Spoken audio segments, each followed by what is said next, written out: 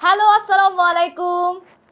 আমি সিদ্রাতুল মুনতাহা ফারুকী, তোমাদের প্রাপ্তি আপু সবাইকে ওয়েলকাম করছি ওয়ান শট লাইভ ক্লাসে। যেহেতু আমরা এখন অলমোস্ট আছি অক্টোবরে এবং আমাদের এসএসসি পরীক্ষার কিন্তু আর খুব বেশি একটা সময় নেই, এপ্রিলে আমাদের এসএসসি পরীক্ষাটা হবে। তো হাতে বলতে গেলে গোনা ঠিক 5 মাস আছে। এই 5 মাসের মধ্যে আমাদের প্রিপারেশনটা কিন্তু একদম টপ নচ হতে হবে যদি তুমি A+ কনফার্ম করতে চাও। আর এই A+ কনফার্ম করতে চাইলে কি করতে হবে বলো তো? অলরেডি তোমাদের সবারই প্রি টেস্ট পরীক্ষা হয়ে গিয়েছে, সামনে টেস্ট পরীক্ষা আছে এবং এরপরে কিন্তু তোমরা এসএসসিতে যে বসবে, এসএসসি এক্সামে যে বসবে। তো আমাদের প্রিপারেশনটা কিন্তু এখন থেকেই সেই ফুল স্পিডে শুরু করতে হবে। তো তোমাদের কি খবর? আমাকে ঠিকমতো শুনতে পাচ্ছ, দেখতে পাচ্ছ কিনা এবং স্ক্রিন ক্লিয়ার কিনা সেটা একটু আপুকে জানিয়ে দাও। আর কে কোন ডিস্ট্রিক্ট থেকে আমাদের আজকের এই ক্লাসটাতে জয়েন করেছে সেটা আপুকে একটু ঝটপট জানিয়ে দাও। অনেকেই জয়েন করে ফেলেছে, ঠিক আছে। যারা যারা সালাম দিচ্ছ সবাইকে ওয়ালাইকুম আসসালাম। কি অবস্থা সবার, কেমন আছো সবাই?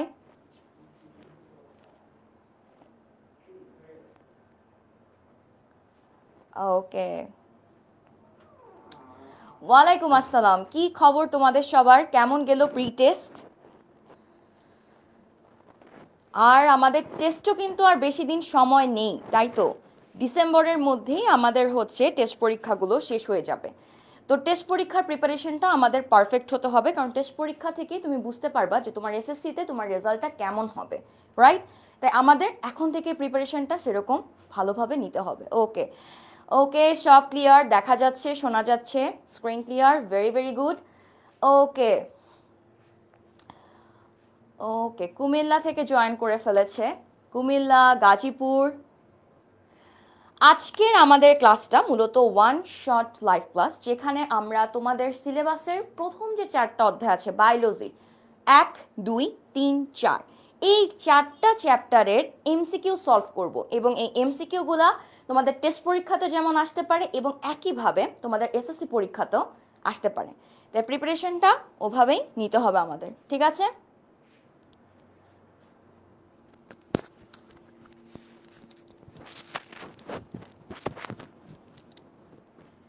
ওকে, গাজীপুর থেকে জয়েন করে ফেলেছে, কুমিল্লা থেকে, ব্রাহ্মণবাড়িয়া থেকে, সুনামগঞ্জ থেকে, অনেক অনেক দূরের জায়গা থেকে আমাদের সাথে জয়েন করে ফেলেছে। তোমাদের সবাইকে অনেক অনেক থ্যাংক ইউ ক্লাসটাতে জয়েন করার জন্য।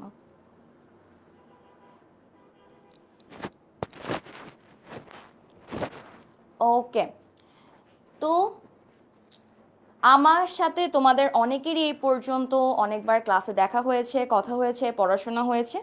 অনেকে আমাদের সাথে, আমি জানি আমাদের সামনের যে এসএমপি কোর্স আসছে সেটাতে অনেকে জয়েন হবা, তো অনেকের সাথে আবার ক্লাসে দেখা হবে। তারপর আমার পরিচয়টা একটু ছোট্ট করে দিয়ে দিই। আমার পুরো নাম হচ্ছে সিদ্রাতুল মুনতাহা ফারুকী প্রাপ্তি, তোমাদের প্রাপ্তি আপু।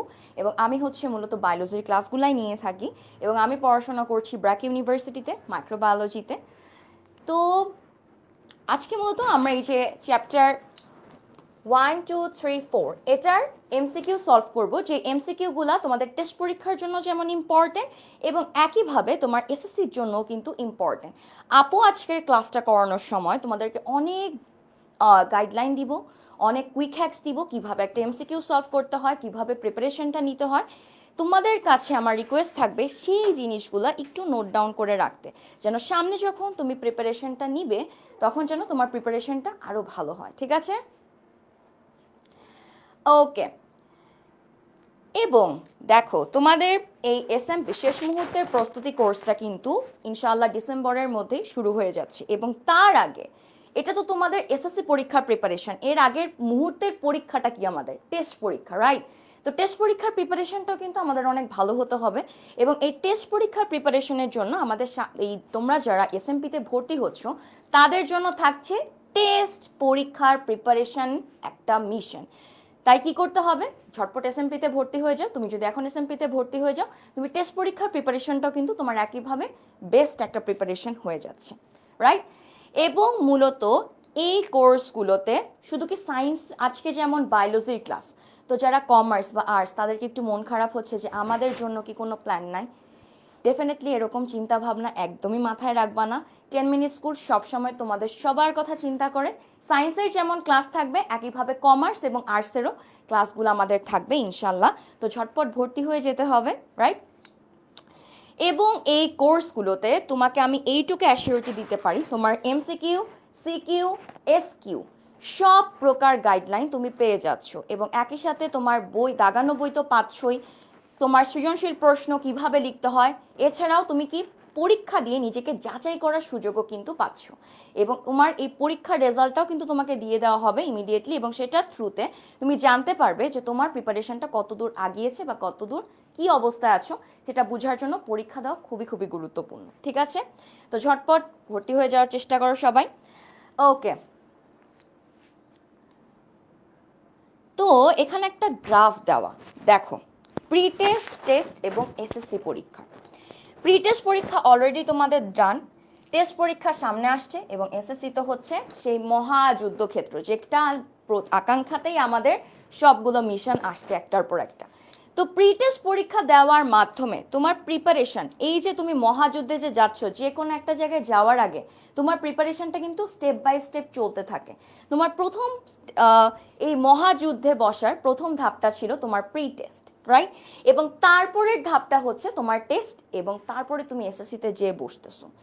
এখন দেখো তোমার প্রি টেস্টের পরীক্ষাতে তোমার প্রিপারেশনটা হয় অ্যারাউন্ড, ধরে নাও 50%, 50% তোমার প্রি টেস্ট প্রিপারেশনের মাধ্যমে তুমি সামনে আগাচ্ছ এসএসসির দিকে, রাইট? এরপরে দেখো টেস্টে যখন তুমি যাচ্ছ, টেস্ট পরীক্ষায় যাওয়ার সাথে সাথে তোমার প্রিপারেশনের 90 থেকে 95% তুমি নিজেকে প্রিপেয়ার করে ফেলতেছো। দেখছো ধাপটা, প্রি টেস্ট থেকে টেস্ট, এবং টেস্ট মানে কি, তুমি এসএসসিতে বসার একদম উপযুক্ত একজন মানুষ, রাইট? তুমি একদম এসএসসিতে বসার জন্য একদম উপযুক্ত। এই টাইমে তোমার প্রিপারেশনটা হওয়া উচিত 90 থেকে 95%। আর এসএসসির সময় তো ডেফিনেটলি অবশ্যই অবশ্যই 100% প্রিপারেশন নিয়েই তোমার বসতে হবে। এখন তোমরা আমাকে বলো যে তোমাদের নিজেদের কে কোন অবস্থায় আছো।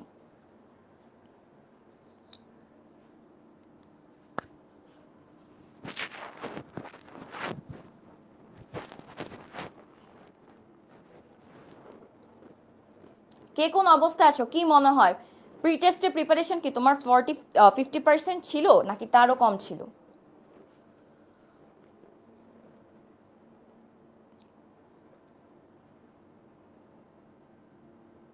ওকে, অনেকেই বলতেছে 50%, ভেরি ভেরি গুড। এখন অনেকেই এমন পজিশনে আছে যে যাদের ওই প্রিপারেশনটা প্রি টেস্টের সময় ছিল অনলি 20%। তাহলে দেখো তোমার হওয়া উচিত ছিল 50% তোমার প্রি টেস্টে, আর তার থেকে ঠিক 40% বাড়িয়ে তোমার যাওয়ার কথা ছিল টেস্টে। এই যে এই সময়ের গ্যাপটাতে তোমার এখন কি ভয় লাগতেছে ভিতরে যে এত খারাপ অবস্থা, আমি কিভাবে ভালো করব এসএসসি পরীক্ষায়, এরকম অনেক চিন্তা মাথায় আসে। তো এটার জন্য তোমাদের কি করতে হবে, পড়াশোনার তুমি যদি আগে 10 গুণ পড়তা, এখন পড়াশোনার পরিমাণটা বাড়াতে হবে 20 গুণ, সেইভাবে তোমার পড়াশোনাটা করতে হবে। এবং টেস্ট পরীক্ষার প্রিপারেশনের যত প্রকার গাইডলাইন তুমি পেতে চাও সব কিছুই কিন্তু তুমি পেয়ে যাচ্ছ আমাদের এই টেস্ট পরীক্ষার প্রস্তুতি কোর্সটাতে, যেটা তোমরা যারা এসএমপি কোর্সে ভর্তি হবে তারা কিন্তু খুব সহজেই পেয়ে যাচ্ছ, এবং যেটার মাধ্যমে তুমি নিশ্চিত করতে পারতেছো তোমার প্রিপারেশনটা 90 থেকে 95%। তাই কি করতে হবে, ছটপট ভর্তি হয়ে যায় এবং নিজের মধ্যেও পড়াশোনার ওরকম একটা প্রস্তুতি নাও বা একটা রুটিন বানাও যে কিভাবে আমি পড়বো। ঠিক আছে, ওকে। তো তোমাদের সিলেবাসে টোটাল 7টা চ্যাপ্টার, এসএসসি 26, এক হচ্ছে প্রথম অধ্যায় জীবন পাঠ, দ্বিতীয় অধ্যায় জীবকোষ ও টিস্যু, তৃতীয় অধ্যায় কোষ বিভাজন, চতুর্থ অধ্যায় জীবনী শক্তি, তারপরে কোনটা একাদশ অধ্যায় জীবের প্রজনন, দ্বাদশ অধ্যায় জীবের বংশগতি ও জৈব অভিব্যক্তি, এবং তারপরে সবশেষে হচ্ছে ত্রয়োদশ অধ্যায় যেটাতে হচ্ছে জীবের পরিবেশ। এখন এই চ্যাপ্টারগুলোর মধ্যে সিকিউ যেমন আসবে এমসিকিউ আসবে। দেখো তোমাদের মধ্যে যে জিনিসটা থাকে, আরে পড়া তো কম হয়ে গেছে, তার মানে আমার প্রিপারেশনটা এখন কম এফোর্ট দিলেও হবে, এই চিন্তা যদি কেউ মাথায় রাখো খুব ভুল পথে তুমি আসো। দেখো তোমার টিচার সিলেবাসটা কমায় ফেলছে মানে কি, তার প্রশ্ন করবে সে এই কয়টার মধ্যে, এখান থেকে তুমি কোনো কিছুই বাদ দিতে কিন্তু পারবা না। সবগুলা সম্পর্কেই তোমার 100% ভালো জ্ঞান থাকতে হবে। কেননা তোমার প্রশ্ন এই 7টা চ্যাপ্টারে যে কোনো জায়গা থেকে করতে পারে তো। তাই কি করতে হবে, তোমার ওই 7টা চ্যাপ্টার খুব ভালো মতো পড়তে হবে। এখন দেখো, সবসময় আমরা বায়োলজিতে যে জিনিসটা করি A to Z সব কিছু মানে একদম দেধারসে পড়াশোনা শুরু করি। এই জিনিসটা যদি করো, দেখো তোমার ব্রেনটার তো একটা ক্ষমতা আছে, তুমি যদি এই ব্রেনটাতে এমন একটা ভার চাপায় দাও যেটা সে নিতে পারে না, তখন কি তার মাথার মধ্যে কিছু থাকবে? তোমার মাথায় কিছু থাকবে? থাকবে তো না। তাই তোমার পড়াশোনাটা করতে হবে একটু স্ট্র্যাটেজিক্যালি, ঠিক আছে? ওকে, তার আগে বলে রাখি তোমাদের জন্য আজকের এই লাইভ ক্লাসটাতে আমার পক্ষ থেকে একটা সারপ্রাইজ আছে। সারপ্রাইজটা কি জানতে চাও? তোমাদের আজকের এই লাইভ ক্লাস এক তো উচিত নিজে একা ভালো করার থেকে বন্ধুরা সবাই মিলে ভালো করলে তো সবচেয়ে বেশি ভালো লাগে। তাই ক্লাসটা কিন্তু শেয়ার করে দিতে হবে এক। আর যদি আজকের শেয়ার 200+ ক্রস করে তাহলে ক্লাসের শেষে তোমাদের জন্য আমার পক্ষ থেকে একটা সুপার সাজেশন আছে। অ্যাটলিস্ট তোমাদের প্রিপারেশন যদি এখন 100 ভাগ থাকে, এই 200+ শেয়ারের মাধ্যমে আমি তোমাদেরকে যে সাজেশনটা দিব সেটার মাধ্যমে তোমার প্রিপারেশনটা 200% হয়ে যাবে, ঠিক আছে? 200% প্রিপারেশন যদি তুমি নিতে চাও বা নিজেকে ওইভাবে প্রস্তুত করতে চাও, তাই কি করতে হবে, আজকের এই লাইভ ক্লাসটা বেশি বেশি করে শেয়ার করে দিতে হবে, ঠিক আছে? তো ঝটপট শেয়ার করে দাও। যদি আমাদের আজকের এই লাইভ ক্লাসটা 200+ ক্রস করে তাহলে আমার পক্ষ থেকে তোমাদের জন্য একটা সুপার সাজেশন আমি ক্লাসের শেষে তোমাদেরকে দিয়ে দিব, এটা প্রমিস করতেছি। তো ঝটপট শেয়ার করে দাও, বন্ধুদের মধ্যেও শেয়ার করে দাও। বন্ধুদের মধ্যে একা ভালো করার থেকে বন্ধুরা সবাই মিলে ভালো করলে কি হয়, ওই আয়োজনটা ভালো করার যে আনন্দটা সেটা কিন্তু দ্বিগুণ হয়ে যায়। তাই সেটা যদি পেতে চাও ঝটপট শেয়ার করে দাও লাইভটা। যদি 200 ক্রস করে আমি তোমাদেরকে আজকে আমার পক্ষ থেকে এমন একটা সাজেশন দিব, যদি তোমার প্রিপারেশন 100% থাকে তাহলে সেই সাজেশনটা পাওয়ার পর তোমার প্রিপারেশন 200% হয়ে যাবে। তাই যদি পেতে চাও তাই ঝটপট কি করে দিতে হবে, শেয়ার করে দিতে হবে, ঠিক আছে? তো চলো আমরা আজকের ক্লাসটা শুরু করি। প্রথমে আমাদের এমসিকিউতে মার্কস কত? 25, তাই না? এখন তুমি যদি দেখো তোমার 75 নম্বর থাকে তোমার লিখিত এবং এই যে তোমার লিখিত পরীক্ষা মূলত, যেখানে তুমি প্রশ্নের উত্তর এবং এমসিকিউর অ্যান্সার করবে। বাকি যে 25 নম্বর থাকে সেটা ব্যবহারিক, সেটা বাদ দিচ্ছি আমরা। 75 নম্বরের মধ্যে একটা বিশাল অংশ জুড়ে কে থাকে? এমসিকিউ থাকে। এমসিকিউতে যদি কারো এই 25-এর মধ্যে দেখা যায় অনেক কমে যায়, তখন তার কি হয় জানো, A+ সম্ভাবনা অনেকটাই কমে যায়। তাই তোমার এমসিকিউ প্রিপারেশনটাও ওভাবেই নিতে হবে। এখন প্রশ্ন খুবই কমন যে আপু এমসিকিউ প্রিপারেশন কিভাবে নিব, রাইট নাকি? ওকে, তো তোমার প্রথম যে কাজটা হবে, ঠিক আছে, ফরজ কাজ হচ্ছে তোমার বইটা খুব ভালো করে পড়তে হবে। বোর্ড পরীক্ষা হোক, যে কোনো পরীক্ষা হোক, তোমার প্রশ্ন বইয়ের বাইরে কোথাও থেকে আসবে না। বই খুব ভালো করে পড়তে হবে, ঠিক আছে? এমসিকিউর জন্য তো আরও খুবই গুরুত্বপূর্ণ বই ভালো করে পড়া। বই কি শুধু তুমি রিডিং পড়ে গেলেই হবে না, সব কিছু দেখো, একটা কাজ তুমি যদি মনোযোগ দিয়ে করো সেটা তোমার আজীবন মনে থাকবে। আর কোন একটা কাজ মানে আমি করছি কোনো মনোযোগ নেই, সেখানে কিন্তু তুমি খুব ভালো একটা ফলাফল পাবে না। তাই কি করতে হবে, তুমি যখন রিডিং পড়ছো সেটাও কিন্তু খুব ভালো করে পড়তে হবে এবং পড়ার কিছু নিয়মও আছে। যেমন কি করতে হবে, ইম্পর্টেন্ট টপিকগুলা, ওয়ার্ডগুলা কি করতে হবে, দাগিয়ে রাখতে হবে, যেন তুমি ওই চ্যাপ্টারটা যখন পড়বা তখন এই ওয়ার্ডগুলা দেখে তোমার মাথায় সব কিছু আসে, ঠিক আছে? এরপরে আসি বায়োলজি নিয়ে সবাই যে মহাভুলটা করে, সেটা প্রিপারেশনের সময় খুব সুন্দর করে এটাই ভাবে, আরে বায়োলজি মুখস্থ পড়লেই হয়ে যাবে, কোনো প্র্যাকটিসের দরকার নেই। যদি এই রকম চিন্তা ভাবনা তোমার মাথার মধ্যে থাকে, তুমি খুবই ভুল পথে আছো। এখনো সময় আছে ঠিক পথে ফিরে আসো। কি করতে হবে, তুমি তো পড়ছো একটা চ্যাপ্টার পড়ার সময় ইম্পর্টেন্ট শব্দ, টপিক দাগিয়ে পড়ছো। একই সাথে তোমার কর্তব্য হবে সেই চ্যাপ্টারের বিগত বছরে কোন কোন প্রশ্নগুলো আসছে সেগুলো সুন্দর করে প্র্যাকটিস করা। তাহলে কি হবে, একটা জিনিস তুমি বুঝার থেকে কাজ দিয়ে করলে মাথায় বেশিক্ষণ থাকে, ঠিক একইভাবে তুমি তোমার ব্রেইন দিয়ে একটা কিছু পড়ার পর সেটার যদি প্র্যাকটিস করো, তোমার ব্রেইনে সেই ইনফরমেশনগুলো অনেক দিন ধরে থাকে। এবং তখন দেখা যাবে কি, তুমি যখন বহু নির্বাচনী প্রশ্নের অপশনগুলো দেখবা, তোমার ব্রেইন খুব ভালো মতো তোমাকে ডিটেক্ট করে দিতে পারবে কোনটা কারেক্ট অ্যান্সার। ঠিক আছে? তাই এমসিকিউ পড়ার ক্ষেত্রে আমাদের এই স্ট্র্যাটেজিগুলো খুব সুন্দর মতো ফলো করতে হবে। 1 নাম্বার হচ্ছে ফরজ কাজ, মেইন বই খুব চমৎকারভাবে ভালোভাবে পড়া। 2 নাম্বার কাজ, বই শুধু রিডিং পড়লেই হবে না, আমার ইম্পর্টেন্ট ওয়ার্ড টপিক দাগিয়ে দাগিয়ে পড়তে হবে। 3 নাম্বার কাজ, যেটা আমি বলতে পারি আমাদের আজকের লাইভে যতজন আছে এর মধ্যে 50%ই যে কাজটা করে বায়োলজির এমসিকিউ প্র্যাকটিস করে না, এবং প্র্যাকটিস না করার জন্যই দেখা যায় পরীক্ষাতে যে তাদের এই যে এমসিকিউতে খুবই খারাপ নাম্বার চলে আসে। তাই এমসিকিউতে তুমি যদি 25-এ 25 কনফার্ম করতে চাও, কি করতে হবে? বেশি বেশি করে বিগত বছরের প্রশ্নগুলা প্র্যাকটিস করতে হবে। তো আমরা বুঝতে পারলাম কি কি কাজ করতে হবে।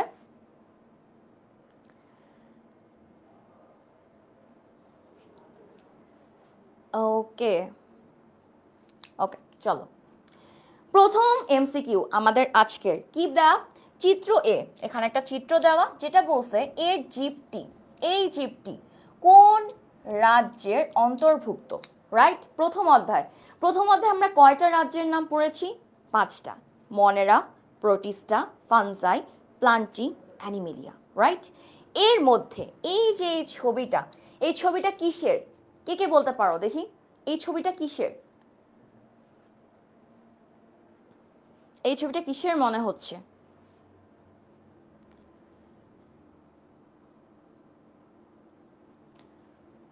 এই ছবিটা মূলত হচ্ছে তোমার অ্যামিবা, তাই তো? এখন বলো তো, অ্যামিবা প্রকৃত কোষ নাকি অপ্রকৃত কোষ? অবশ্যই এটা একটা প্রকৃত কোষ, ছবিটা দেখে আমি বলতে পারতেছি এটা একটা প্রকৃত কোষ। কেন বলো তো? এই যে কোষটা খুব সুন্দর করে কি বলতো সুগঠিত। সুগঠিত কোন অর্থে আমি বলছি? সুগঠিত আমি এই অর্থে বলছি কারণ তার যে নিউক্লিয়াসটা আছে, নিউক্লিয়াসটা কি আবৃত,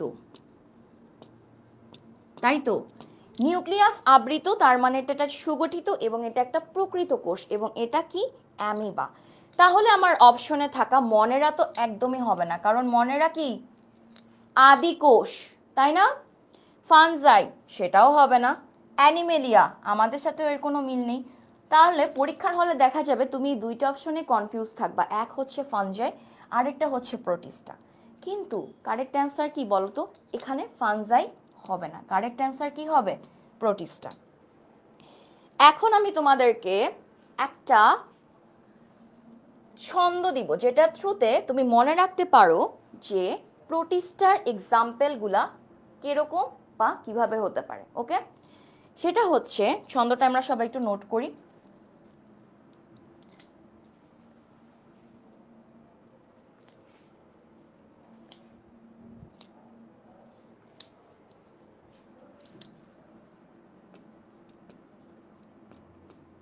অ্যামিবা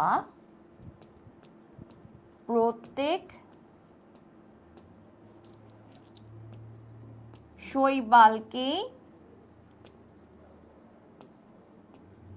প্যারা দেয়, যেমন ভাবে বায়োলজি অনেকের কাছে কি লাগে? প্যারাদায়ক, তাই তো? প্যারা দেয়। এখন এই শব্দগুলোর অর্থগুলা কি কি? অ্যামিবা অলরেডি নিজেই একটা, প্রো দিয়ে হচ্ছে তোমার প্রোটিস্টা,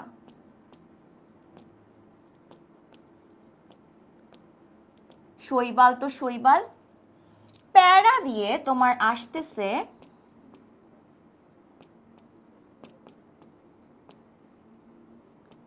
প্যারামেসিয়াম। এই ছন্দটা মনে রাখলে প্রোটিস্টার এক্সাম্পলে তোমার কোনো ভুলই হবে না। এই ছন্দটা জাস্ট এটা মনে রাখো, অ্যামিবা প্রত্যেক শৈবালকে কি করে? প্যারা দেয়। যেখানে অ্যামিবাটা কি? অ্যামিবা প্রত্যেকের প্রোটা কি? প্রোটিস্টা, শৈবাল শৈবাল, প্যারা থেকে প্যারামেসিয়াম। এই ছন্দটা দিয়ে তোমার কিন্তু যখন এই ছন্দটা তুমি যদি পড়ে পরীক্ষার হলে যাইতা তোমার এটা দাগাতে 10 সেকেন্ডও সময়ের কম সময় লাগতো, ঠিক আছে?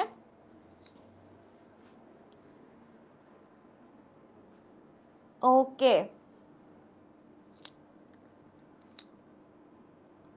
চলো সামনে আগাই। কি বলছে? জীবদেহে হরমোন নিয়ে আলোচনা করা হয় কোন শাখায়? হরমোন। আসো, হিস্টোলজি প্রথমেই বাদ, কারণ হিস্টো মানে কি? টিস্যু।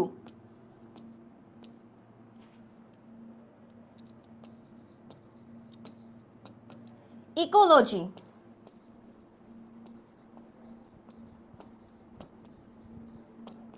সাইটোলজি। সাইটো শব্দের মানে কি? কোষ। তাহলে থাকলো কে বলো তো?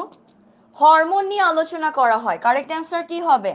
অ্যান্ডোক্রাইনোলজি। যখন কোনো শব্দ নতুন করে পড়ছো চেষ্টা করবে সেটা একটু ভেঙে ভেঙে পড়ার, তাহলে কি হবে? তোমার মাথায় বেশিক্ষণ থাকবে, ঠিক আছে?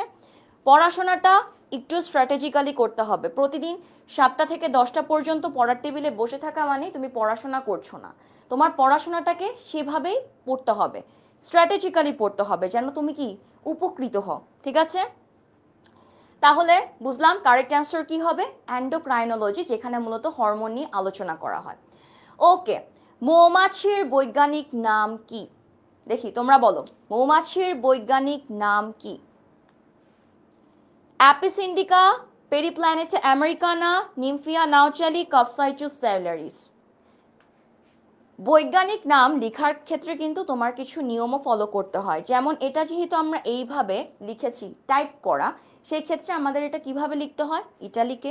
যদি তুমি খাতায় লিখতে কি করতে হতো? 2টা শব্দের নিচে আন্ডারলাইন করতে হতো, তাই তো? ওকে, দেখি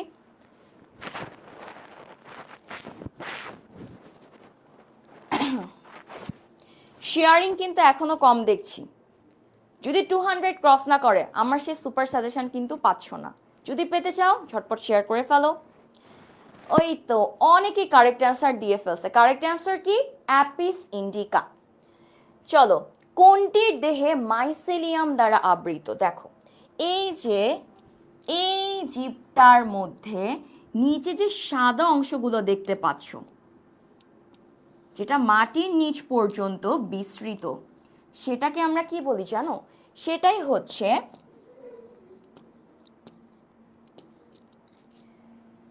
হচ্ছে আমাদের মাইসেলিয়াম।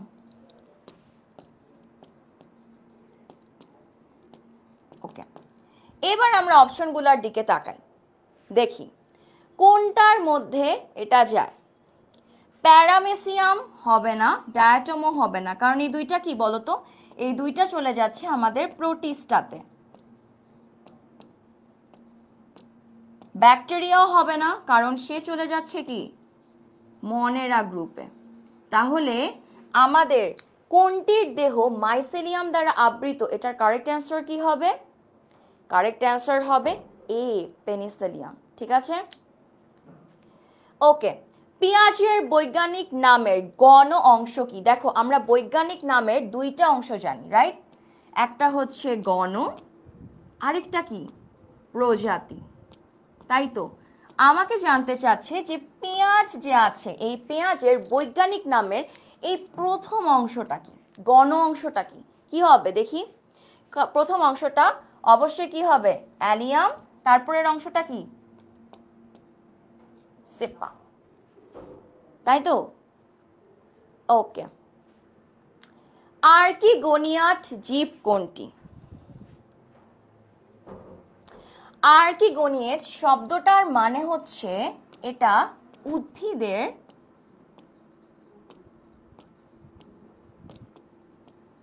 একটা স্ত্রী জনন অঙ্গ, উদ্ভিদের, ঠিক আছে? এখন দেখো তো অপশনগুলোর দিকে একটু ভালো মতো তাকাও। মাশরুম তো উদ্ভিদের মধ্যে আমি কনসিডার করবই না, ব্যাকটেরিয়াও না, পেনিসিলিয়ামও না, কিন্তু শৈবাল কি? শৈবাল একটা উদ্ভিদ। তাহলে কারেক্ট অ্যান্সারটা কি হচ্ছে? কারেক্ট অ্যান্সার হবে ডি, শৈবাল।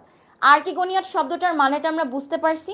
এটা মূলত জীবের, উদ্ভিদের বিশেষ করে একটা জনন অঙ্গ, স্ত্রী জনন অঙ্গ, ঠিক আছে?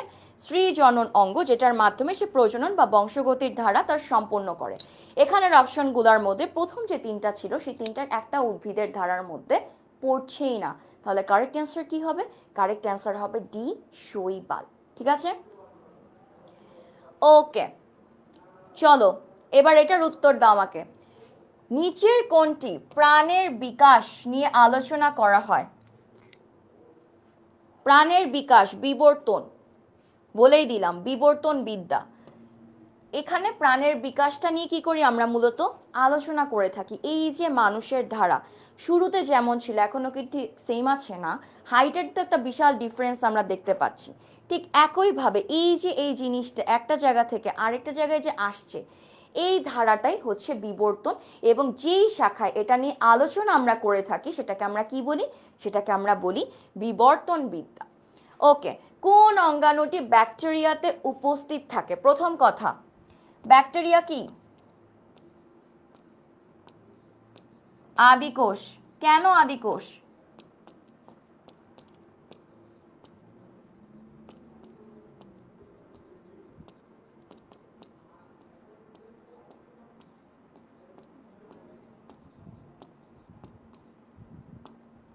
নিউক্লিয়াস সুগঠিত না। এখন বলো আমাকে যে কোন অঙ্গাণুটি ব্যাকটেরিয়াতে উপস্থিত থাকে? প্লাস্টিড তো অবশ্যই হবে না, এন্ডোপ্লাজমিক রেটিকুলামও হবে না, মাইটোকন্ড্রিয়াও হবে না। যে কোনো কিছু বাঁচার জন্য কি দরকার? প্রোটিন দরকার, ঠিক আছে? প্রোটিন দরকার। আর এই প্রোটিনটা কিভাবে আসে বলো তো? প্রোটিনটা কোন অঙ্গাণুর মাধ্যমে আসে? সেটা কি?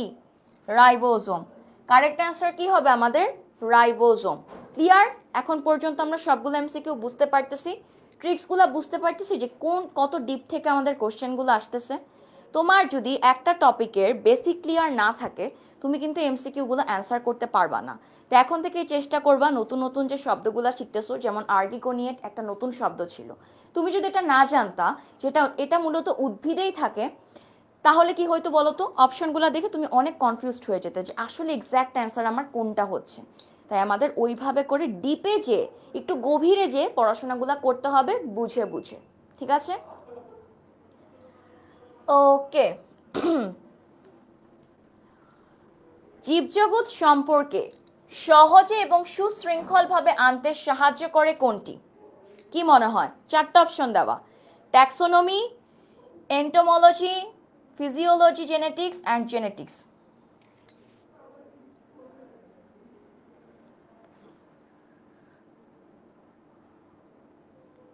এখন আমরা প্রথম অধ্যায় পড়ছি।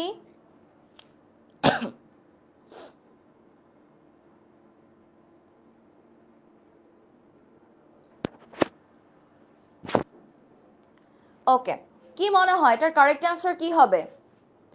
সহজ এবং সুন্দরভাবে শাখা প্রশাখায় বিন্যস্ত করে খুব চমৎকারভাবে তোমাকে বুঝিয়ে দিচ্ছে যে কোনটা ঠিক।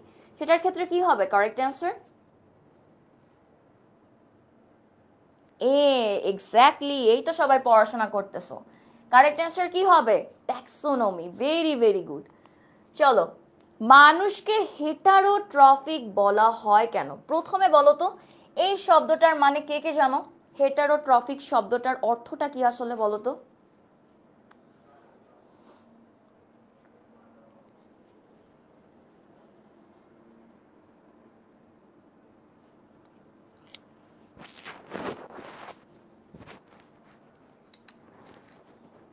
কারা কারা জানো হেটারোট্রফিকের মানেটা কি?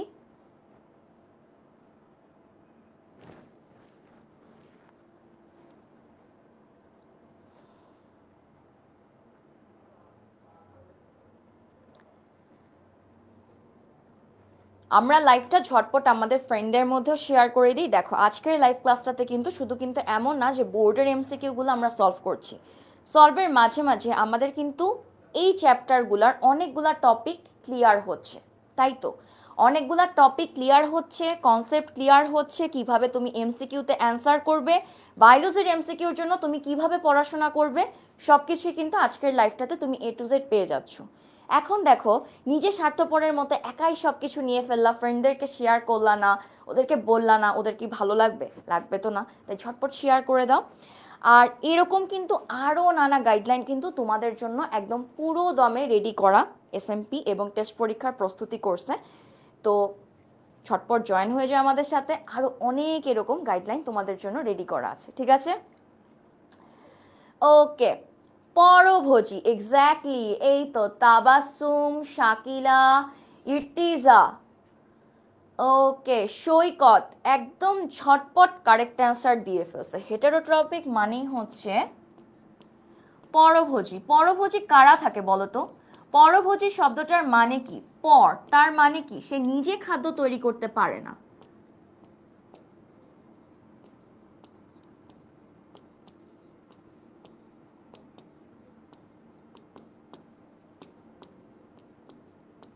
কেন পারে না? মানে নিজে রান্না করতে ইচ্ছা করে না, নিজের মধ্যে খাবার বানাতে ইচ্ছা করে না, তাই সে পারে না? না, খাবার তৈরি করতে পারে কারা? উদ্ভিদ। কেন উদ্ভিদ পারতেছে? উদ্ভিদ কোষের মধ্যে এমন একটা অঙ্গাণু থাকে যে সূর্যের আলোর সহায়তায় কার্বন ডাই অক্সাইড নিয়ে খাবারটা প্রস্তুত করতে পারে। সেই অঙ্গাণুটা কি বলতো? সেই অঙ্গাণুটার, উদ্ভিদের থাকা অঙ্গাণুটার নাম হচ্ছে প্লাস্টিড। আমাদের মধ্যে কিন্তু প্লাস্টিড নেই। যদি প্লাস্টিড থাকতো কি হইতো বলতো? প্লাস্টিডের যে ক্লোরোফিল, ক্লোরোপ্লাস্ট, এটা থাকার কারণে ক্লোরোফিলের সহায়তা আমাদের কি হইতো? আমরা সবাই দেখতে এক একজনের গায়ের রং কি হয়ে যাইতো? সবুজ কালার হয়ে যাইতো, তাই তো? সবাই সবুজ রঙের হয়ে যাইতো। তাই কি হচ্ছে বলতো? আমাদের শরীরে কি নাই? প্লাস্টিড নেই। প্লাস্টিড নেই মানে কি? আমরা খাবার তৈরি করতে পারি না, এবং সেই কারণে আমরা কি? পরভোজী, যেটার ইংলিশ টার্ম কি? হেটারোট্রফিক। তাহলে কারেক্ট অ্যান্সার কি হবে? কোষে প্লাস্টিড অনুপস্থিত। দেখো এখানে কিন্তু জাস্ট তোমার বুঝতে হবে যে কেন। এখান থেকে কিন্তু তোমার সিকিউর একটা প্রশ্ন দিয়ে দিতে পারতো অনুধাবনের। তাই এই কনসেপ্টটা ভালো মতো বুঝতে হবে, কেন আমাদেরকে হেটারোট্রফিক বা পরভোজী বলা হচ্ছে। শুধু কি নিজে খাবার তৈরি করতে পারতেছি না ওই কারণে? না, উদ্ভিদের মধ্যে থাকে প্লাস্টিড, সেই প্লাস্টিডের মধ্যে স্পেসিফিক কোন প্লাস্টিকটা? ক্লোরোপ্লাস্ট, সবুজ রঙের। কি করতে পারে? সূর্যের আলো নিতে পারে, নিয়ে নিয়ে কার্বন ডাই অক্সাইডটা প্রস্তুত করে। আমাদের শরীরে প্লাস্টিক নাই, থাকলে আমরা কি হইতো? সবাই সবুজ কালার হয়ে যাইতাম, তখন গাছ আর মানুষের মধ্যে কোনো পার্থক্যই করা যাইতো না। তো এটাই তো, আমাদের শরীরে যেহেতু প্লাস্টিক নাই তাই আমরা আমাদের খাবারটা তৈরি করতে পারতেছি না, আর এর জন্য আমরা পরভোজী বা হেটারোট্রফিক। ক্লিয়ার? ওকে, এবার জীববিজ্ঞানের কোন শাখায় যোগ্যতমের টিকে থাকা, তার মানে কি? এই যে একটা ধারা থেকে আরেকটা ধারায় আমরা যে আসছি, এই সময়টাকে আমরা কি বলি বলতো? এক প্রজন্ম থেকে আরেক প্রজন্মতে যে আসছে এটাকে আমরা কি বলি? বিবর্তন, রাইট? এখন এই বিবর্তনের ইংলিশ টার্মটা কি বলতো আমাকে? বিবর্তনের ইংলিশ টার্ম কি? এখানে অপশনে থাকা এমব্রায়োলজি? না তো। হিস্টোলজি? আপু একটু আগেই বলছি হিস্টোলজি কখনোই হবে না, কারণ হিস্টোলজি মূলত কি, কি শব্দটাকে বলছে? হিস্টো মানে কি? আমি এটাকে কি নিয়ে আলোচনা করতেছি? টিস্যু নিয়ে, এটাও হবে না। প্যারাসাইটোলজি, প্যারাসাইটোলজি মানে কি? প্যারাসাইট মানে কি? পরভোজী, পরজীব। কি হবে তাহলে বলো তো? এভলিউশন। ইংলিশ টার্মগুলো আমাদের খুব ভালো করে পড়তে হবে। এই প্রথম অধ্যায়ে তুমি দেখবা অধ্যায়ের শুরুতে ভৌত জীববিজ্ঞান, ফলিত জীববিজ্ঞান নিয়ে অনেকগুলা তোমার পয়েন্ট আছে, সেগুলো ঠান্ডা মাথায় ইংলিশ টার্ম সহ সুন্দর করে পড়বা। এমসিকিউর জন্য খুবই গুরুত্বপূর্ণ। ওকে, প্রাণীকোষের কোন অঙ্গাণু প্রোটিন সংশ্লেষণের স্থান নির্ণয় করে? দেখো একটা কথা সবসময় মনে রাখবা, প দিয়ে যা কিছু আছে সবকিছুই জীবনের সাথে খুবই রিলেটেড। প্রাণ, এখানে আসবে প্রোটোপ্লাজম,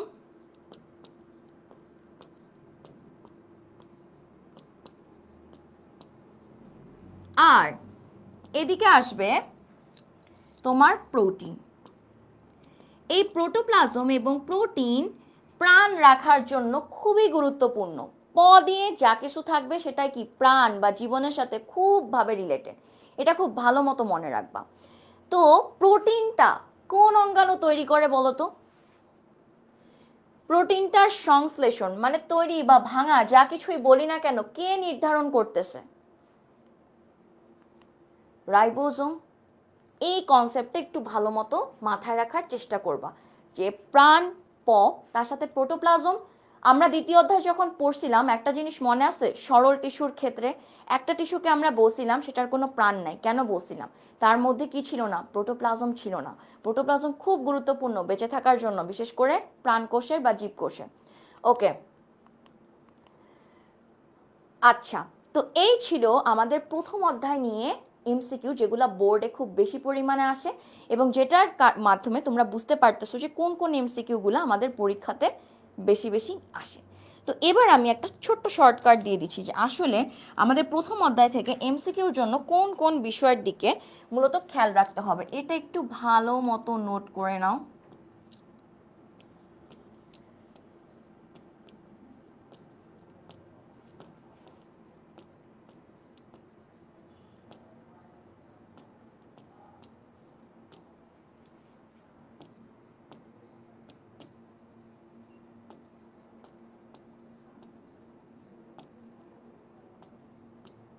এই টপিকটা তো খুবই গুরুত্বপূর্ণ, একদম চ্যাপ্টারের শুরুতেই ফলিত জীববিজ্ঞান এবং ভৌত জীববিজ্ঞান এমসিকিউর জন্য একদম পারফেক্ট একটা টপিক হচ্ছে এই অংশটা। তো এই অংশটা খুব ভালো মতো প্র্যাকটিস করবে। তারপর যে 5টি রাজ্যের বৈশিষ্ট্য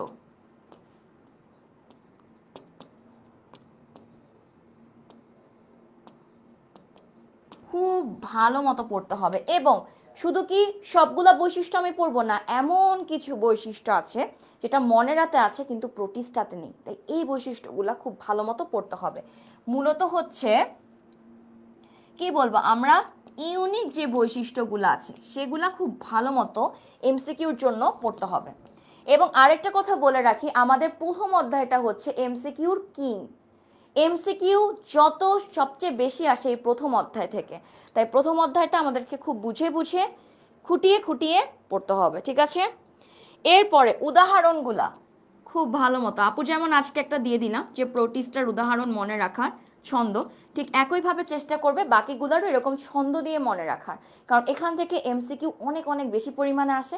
তো এই এমসিকিউগুলোতে দেখা যায় কি তুমি পড়ে যাচ্ছ ঠিক মতো, এবং সবাই যে কাজটা করো তোমরা কি করো, জীববিজ্ঞানের এমসিকিউ কোনো আমরা প্র্যাকটিস করব না, আমরা জাস্ট বই পড়ে যাবো, উফ আমি পেরে গেছি, আমি তো বস হয়ে গেছি বায়োলজি। এই চিন্তা থেকে বের হয়ে আসো, প্র্যাকটিস করো। প্র্যাকটিস করলে তুমি তোমার দুর্বলতার দিকগুলোও কিন্তু বের করে ফেলতে পারতেছো। তাই তোমার কি করতে হবে, একটা চ্যাপ্টার পড়ার পর একটু এমসিকিউগুলোও প্র্যাকটিস করতে হবে, ঠিক আছে? উদাহরণ এরপরে খুবই মজার, সেটা কি বৈজ্ঞানিক নাম।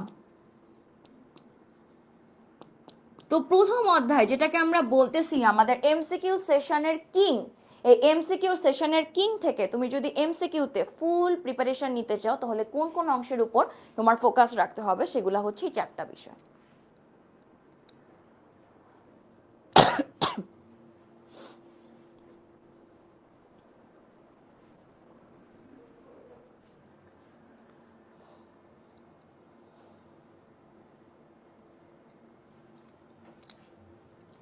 নোট ডান? কেমন লাগলো এই নোটটা? এমসিকিউ যে কোন কোন টপিকগুলোতে আমার মেইন ফোকাস রাখতে প্রিপারেশন নিচ্ছি প্রথম অধ্যায়, ঠিক আছে? ওকে,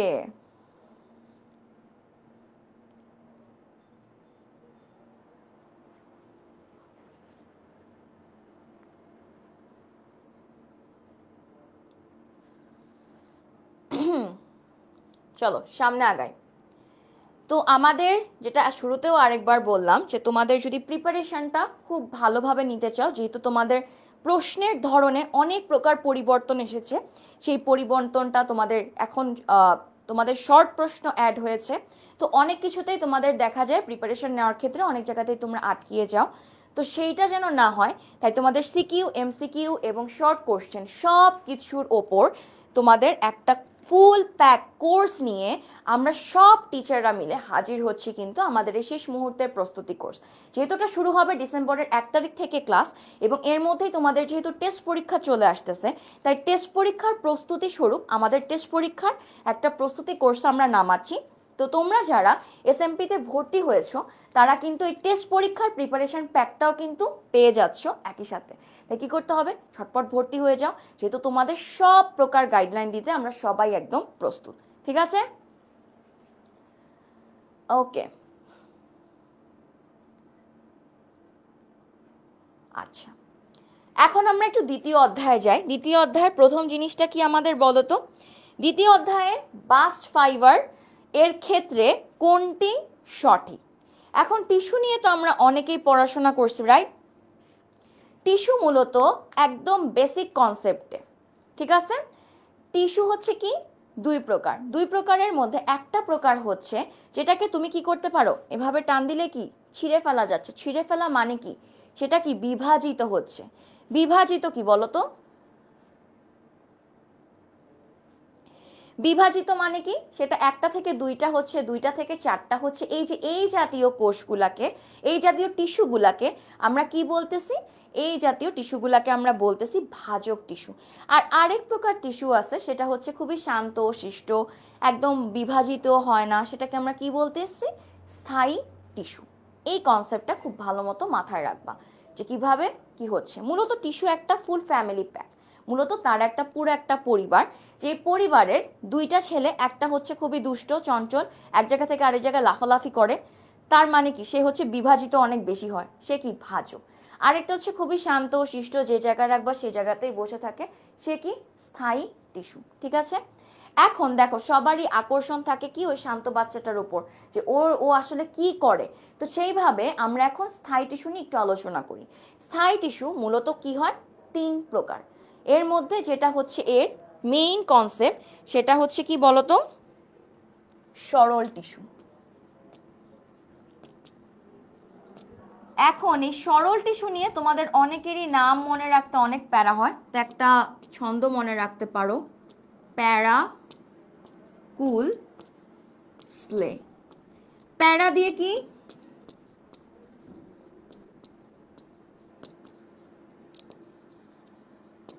প্যারেনকাইমা।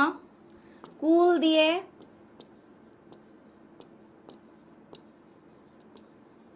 কোলেনকাইমা। স্লে দিয়ে কি? স্ক্লেরেনকাইমা।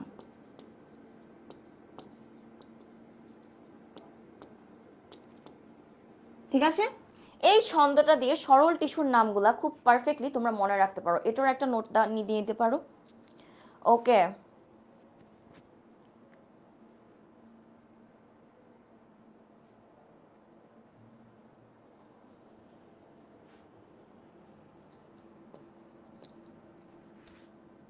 ঠিক আছে? এর মধ্যে যে একটা ধাপ থাকে, সেটার মধ্যে কি বলতো? এই যে স্ক্লেরেনকাইমা, স্ক্লেরেনকাইমার আবার দুইটা অংশ থাকে, একটাকে কি বলি? ফাইবার, আরেকটাকে আমরা কি বলি বলতো? ফাইবারের মধ্যে যে জিনিসটা আসে, ফাইবারকে আমরা কি বলে থাকি মূলত? Bast fibre. এখন এখানে যে প্রশ্নটা, বাস্ট ফাইবারের ক্ষেত্রে কোনটি সঠিক, দেখো বইতে একদম এক্স্যাক্টলি দেওয়া আছে। ফ্লোয়েমের ক্ষেত্রে যে জিনিসটা হয় কি হয় বলতো? ফ্লোয়েমের ক্ষেত্রে কি হয়? উদ্ভিদের মূলত দুই প্রকার বৃদ্ধি হয়ে থাকে। এক প্রকার বৃদ্ধি হয় কি, সে উপর বরাবর বৃদ্ধি পায়। আরেকটা বৃদ্ধি হয় সে এইভাবে প্রস্থ বরাবর বৃদ্ধিটা হয়। এই যে প্রস্থ বরাবর তার যে বৃদ্ধিটা ঘটে, এই বৃদ্ধিটাকে আমরা কি বলি? গৌণ বৃদ্ধি। ঠিক আছে? ঠিক আছে? একটা হচ্ছে উপর বরাবর বৃদ্ধি পায়, আরেকটা হচ্ছে পাশ বরাবর বা প্রস্থ বরাবর। প্রস্থ বরাবর যে বৃদ্ধিটা পাচ্ছে সেটাকে আমরা কি বলি? সেই বৃদ্ধিটাকে আমরা বলি গৌণ বৃদ্ধি। তাহলে বাস্ট ফাইবার মূলত ফ্লোয়েমের ক্ষেত্রে আমরা যে পড়ছিলাম, ফ্লোয়েম ফাইবার একদম বইতে স্পেসিফিক একটা লাইন দেওয়া আছে। ফ্লোয়েম ফাইবার মূলত উদ্ভিদের যখন গৌণ বৃদ্ধি হয়, তখন কি হয়? গৌণ বৃদ্ধির সময় এই বাস্ট ফাইবারটা কি কাজ করে থাকে না? তাহলে এটার কারেক্ট অ্যান্সার কি হবে? বাস্ট ফাইবারের ক্ষেত্রে কোনটা সঠিক? সেটা হচ্ছে গৌণ বৃদ্ধি যখন হয় তখন মূলত উৎপন্ন হয় বাস্ট ফাইবার। ক্লিয়ার? ওকে, চলো এবার হচ্ছে দেহের অভ্যন্তরীণ নরম এবং নাজুক অঙ্গাণু। নরম এবং নাজুক অঙ্গাণু কি কি হতে পারে? হৃৎপিণ্ড, মস্তিষ্ক, তাই তো? এখন বলো এইটাকে আবরণ বা সংরক্ষণ করে রাখে বা প্রোটেক্ট করে রাখে কে? স্কোয়ামাস আবরণী টিস্যু, ফাইব্রাস যোজক টিস্যু, কিউবয়েডাল আবরণী টিস্যু, নাকি স্কেলিটাল যোজক টিস্যু?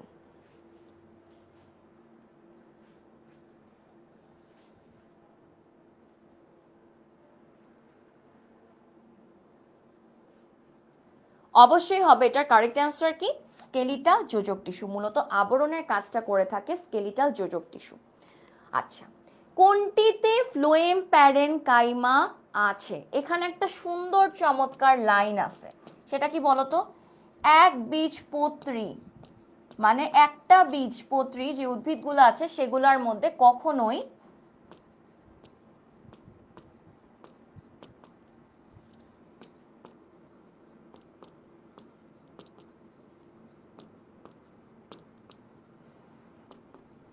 নেই। তাহলে অপশনের দিকে এই লাইনটা থেকেই মূলত এই প্রশ্নটা করা হয়েছে, ঠিক আছে?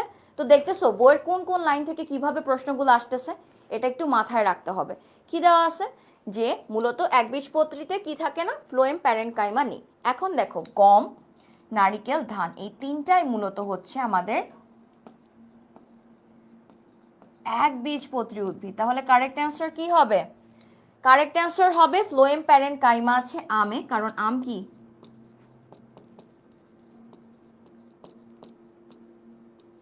দ্বিবীজপত্রী। তাহলে কারেক্ট অ্যান্সার কি? কারেক্ট অ্যান্সার হবে আম। তাহলে বুঝতে পারছো কোন লাইন থেকে কিভাবে আমাদের এমসিকিউ গুলো আসতেছে?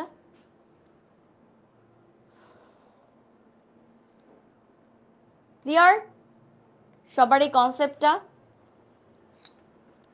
বইয়ে এরকম খুঁটিনাটি অনেক ছোট ছোট লাইন থাকে যেগুলো থেকে এভাবে একটু ঘুরিয়ে পেঁচিয়ে প্রশ্ন আসে, তাই বইটা খুব ভালো মতো পড়তে হবে। এবং দ্বিতীয় চ্যাপ্টারে অনেকগুলা ইনফরমেশনই আছে, বাট এমসিকিউ গুলা মূলত টিস্যুর অংশ থেকে অনেক বেশি পরিমাণে আসে, ঠিক আছে? ওকে, চলো 16 নাম্বারে যাই। শরীরের অবস্থান ভেদে বিভিন্ন কাজ করে কোন কোষ? অস্থি, ত্বকীয়, রক্ত, স্নায়ু। কি হবে কারেক্ট অ্যান্সার? দেখি ঝটপট বলো কমেন্ট আপুকে।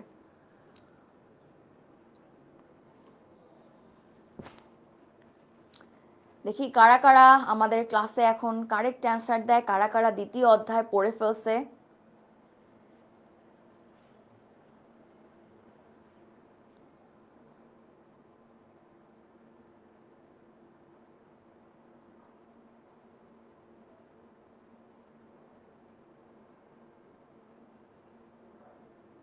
ওকে,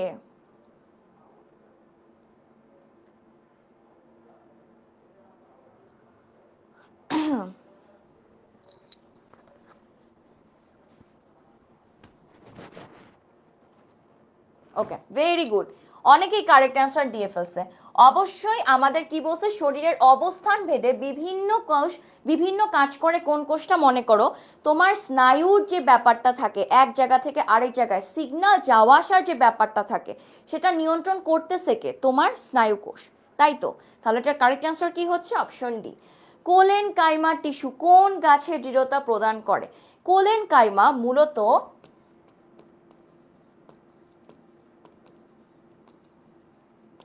কচি ও নরম কাণ্ডে দৃঢ়তা প্রদান করে। এটার কারেক্ট অ্যান্সার কি হবে?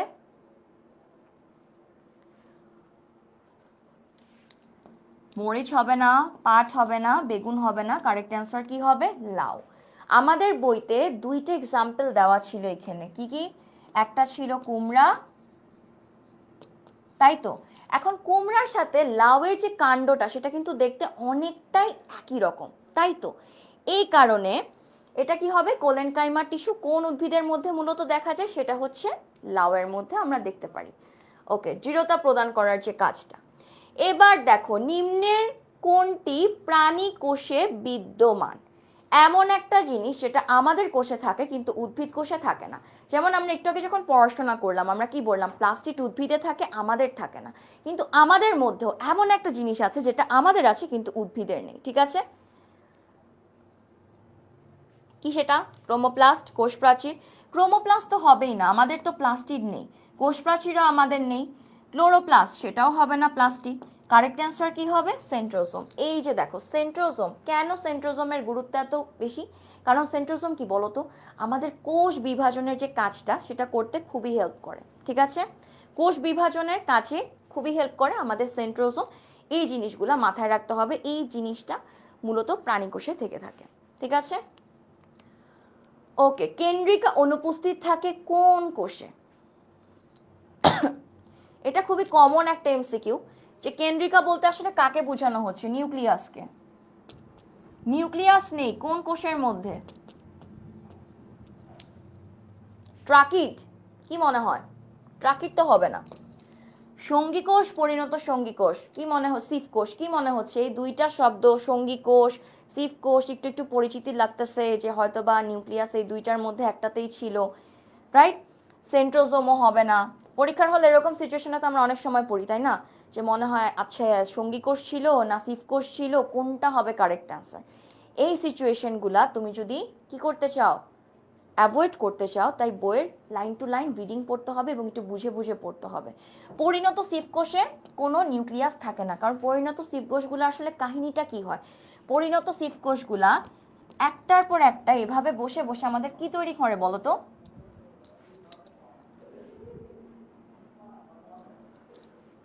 এরকম একটার পর একটা বসে বসে এরকম একটা টানেল আকৃতির সৃষ্টি করে, যেটাকে আমরা কি বলি বলতো? সিফ নল, তাই তো? সিফ নল তৈরি করে, এবং এইটা তৈরি করার জন্য এদের মধ্যে কোনো প্রকার কি থাকে না, কেন্দ্রিকা বা নিউক্লিয়াস থাকে না। তোমার জিনিসগুলা বুঝতে হবে। যখন তুমি একটা কিছু বুঝে বুঝে পড়বা মাথায় অনেকদিন থাকবে, যদি এমনি পড়ে যাও মাথায় কিন্তু বেশিক্ষণ থাকবে না, ঠিক আছে?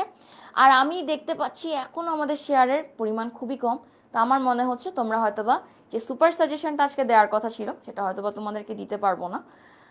তো দেখা যাক লাস্ট অব্দি কি হয়, সিচুয়েশন চেঞ্জও হয়ে যেতে পারে, প্লট টুইস্টও হতে পারে। তো দেখা যাক, শেয়ার যদি বেশি বেশি করে ফেলো তাহলে পেয়ে যাবা তোমাদের সুপার সাজেশনটা, যেটা আপু রেডি করে নিয়ে আসছি তোমাদের গিফট হিসেবে, সারপ্রাইজ হিসেবে।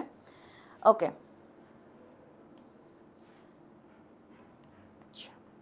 তারপরের এমসিকিউ, প্রাণীদের শ্বাসনালীর প্রাচীরে কোন ধরনের আবরণী টিস্যু দেখা যায়? আবরণী টিস্যু কি কাজ করে বলো তো? আবরণ শব্দটা থেকে আমরা কি বুঝতে পারতেছি? এটা আবরণী শব্দটার মানে কি?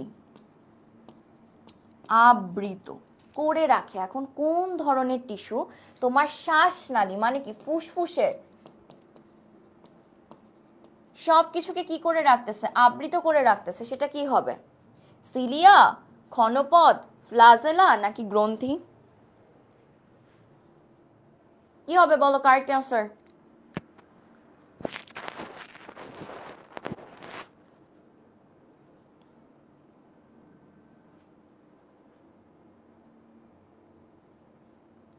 কারেক্ট অ্যান্সার হবে সিলিয়া যুক্ত। এই পার্টটা খুব ভালো মতো মনে রাখবা, 3টা কি 4টা পয়েন্ট আবরণী টিস্যুর থেকে আছে, সেগুলো খুব ভালো মতো মনে রাখতে হবে, এমসিকিউর জন্য খুবই খুবই গুরুত্বপূর্ণ। ওকে, ঐচ্ছিক পেশি টিস্যুর ক্ষেত্রে নিচের কোনটি প্রযোজ্য? ঐচ্ছিক শব্দটার মানে কি? ইচ্ছা অনুযায়ী কাজ করতে পারতেছো, নিজের মতো হাত এরকম এরকম করতে পারতেছো, তাই তো? নিজের ইচ্ছা অনুযায়ী করতে পারতেছো। এখন এই জিনিসটা করতে তোমার কি কাজ করতে বেশি সময় লাগতেছে নাকি কম সময় লাগতেছে? একটু আপুকে বলো তো।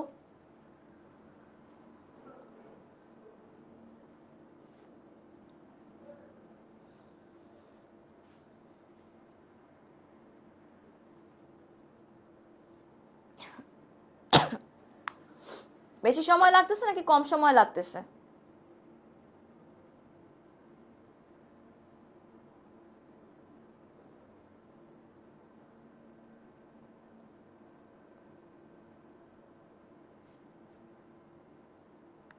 সবার কি এমসিকিউ করতে করতে ব্রেইন কি স্টপ হয়ে গেল নাকি? বেশি সময় লাগতেছে নাকি কম সময় লাগতেছে ঐচ্ছিক পেশির কাজটা করতে?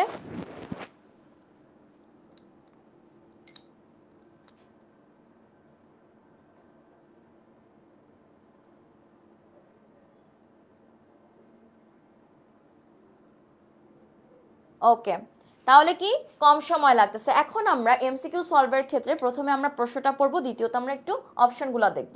প্রথম অপশনে বলা আছে দ্রুত সংকুচিত ও প্রসারিত হতে পারে। হ্যাঁ, এটা একটা অপশন মাথায় রাখতে পারি। কোষগুলো মাকু আকৃতির হয়। মাকু আকৃতির কোন কোষগুলো হয় বলো তো? অনৈচ্ছিক। তাহলে এই অপশনটা কি হবে? কাটা। ইন্টারক্যালেটেড ডিস্ক থাকে। ইন্টারক্যালেটেড ডিস্ক থাকে কোন পেশিতে বলো তো? হৃদ পেশিতে। প্রধানত অভ্যন্তরীণ অঙ্গ সঞ্চালন। অভ্যন্তরীণ অঙ্গ সঞ্চালন বলতে কি? হৃৎপিণ্ড। হৃৎপিণ্ডের ভিতর কোন পেশিটা মূলত থাকে? হৃৎপেশি। তাই এটাও কাটা। কারেক্ট অ্যান্সার কি হবে? দ্রুত সংকুচিত এবং প্রসারিত করতে পারতেছি, তাই তো? পরিণত অবস্থায় কোনটিতে নিউক্লিয়াস থাকে না? এটার উত্তর তো তোমরাই দিবা আমাকে, বলো দেখি কারা কারা এটার কারেক্ট অ্যান্সার দিতে পারে।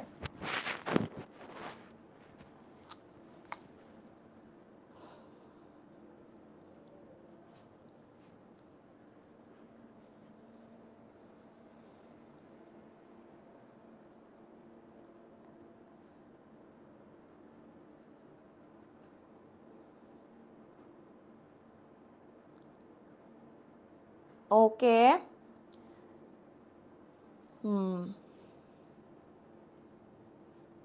আরেকটু আমরা চিন্তা করি।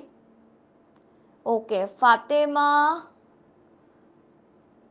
কে, শোয়েব, মিমি, মেহজাবিন, জান্নাত, দাউদ, শোয়েব, ফাতেমা, একদম কারেক্ট অ্যান্সার দিছে। কারেক্ট অ্যান্সার কি হবে?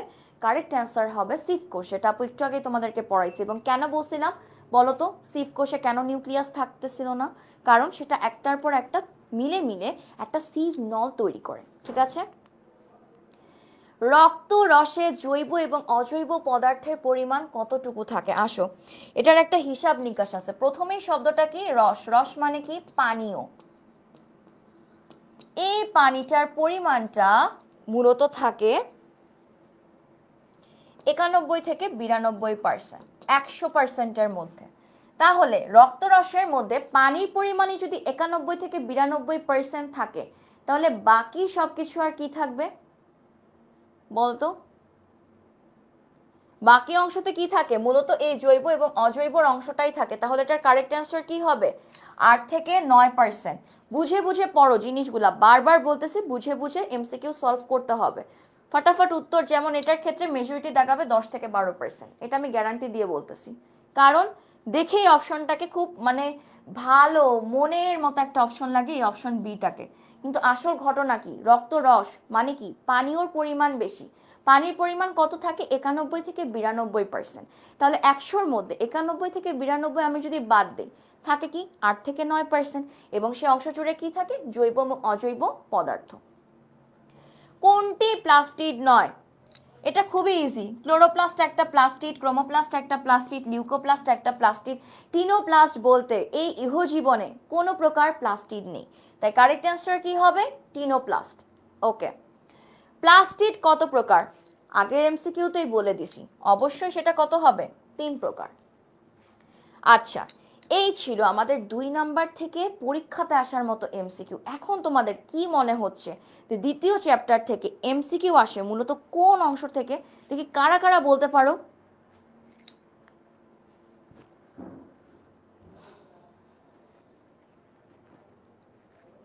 কারা কারা বলতে পারতেছো? মানে কি মনে হচ্ছে যে এতগুলা যে এমসিকিউ সলভ করালাম সেকেন্ড চ্যাপ্টার থেকে, কি মনে হচ্ছে যে কোন অংশ থেকে মূলত আমাদের বেশি বেশি এমসিকিউ আসে?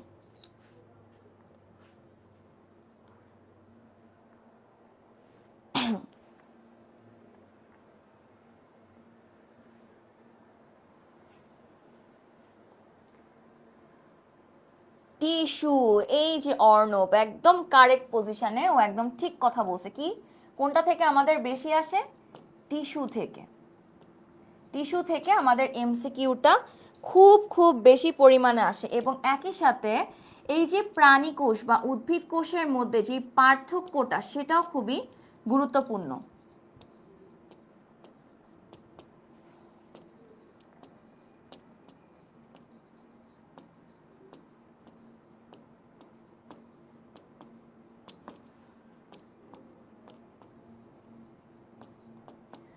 পার্থক্য 3 নাম্বার হচ্ছে যেটা থেকে অনেক বেশি পরিমাণে প্রশ্ন আসে, রক্ত। এবং আরেকটা হচ্ছে নিউরন। ঠিক আছে, এই টপিকগুলা থেকে দ্বিতীয় চ্যাপ্টার থেকে অনেক অনেক বেশি পরিমাণে তোমার এমসিকিউ আসে। এই জিনিসটা একটু নোট ডাউন করে রাখো, যখন পড়বা তখন আপুর অ্যাডভাইসটা নিয়ে সে অনুযায়ী পড়াশোনাগুলো করবা।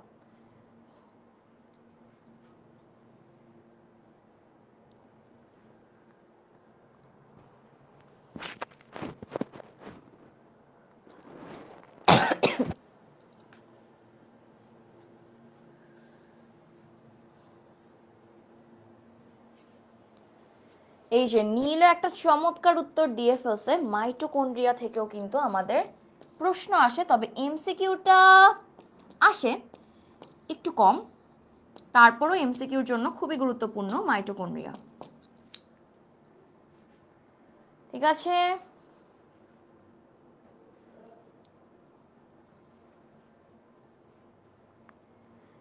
সেকেন্ড চ্যাপ্টার থেকে তোমাদের যেই প্রশ্নগুলা সবচেয়ে বেশি পায় আপু, সবচেয়ে কঠিন, কিছু মাথায় থাকে না, এত এত ইনফরমেশন, কোনটা রেখে কোনটা পড়বো, পাগল হয়ে যাচ্ছি, এরকম নানাবিধ জিনিস তোমাদের থেকে অনেক অনেক কমপ্লেন পাই সেকেন্ড চ্যাপ্টারটা থেকে। দেখো সেকেন্ড চ্যাপ্টার হচ্ছে তোমার বায়োলজির কি বলবো ভিত্তি, ঠিক আছে, একটা ভিত্তি। সেই ভিত্তিটার মধ্যে অনেক কিছু থাকবে, ঠিক আছে। আর তোমার টপিকটার নাম কি, জীবকোষ ও টিস্যু, তুমি কোষ নিয়ে পড়তেছো, টিস্যু নিয়ে পড়তেছো, এটার বিভিন্ন প্রকারভেদ থাকবে।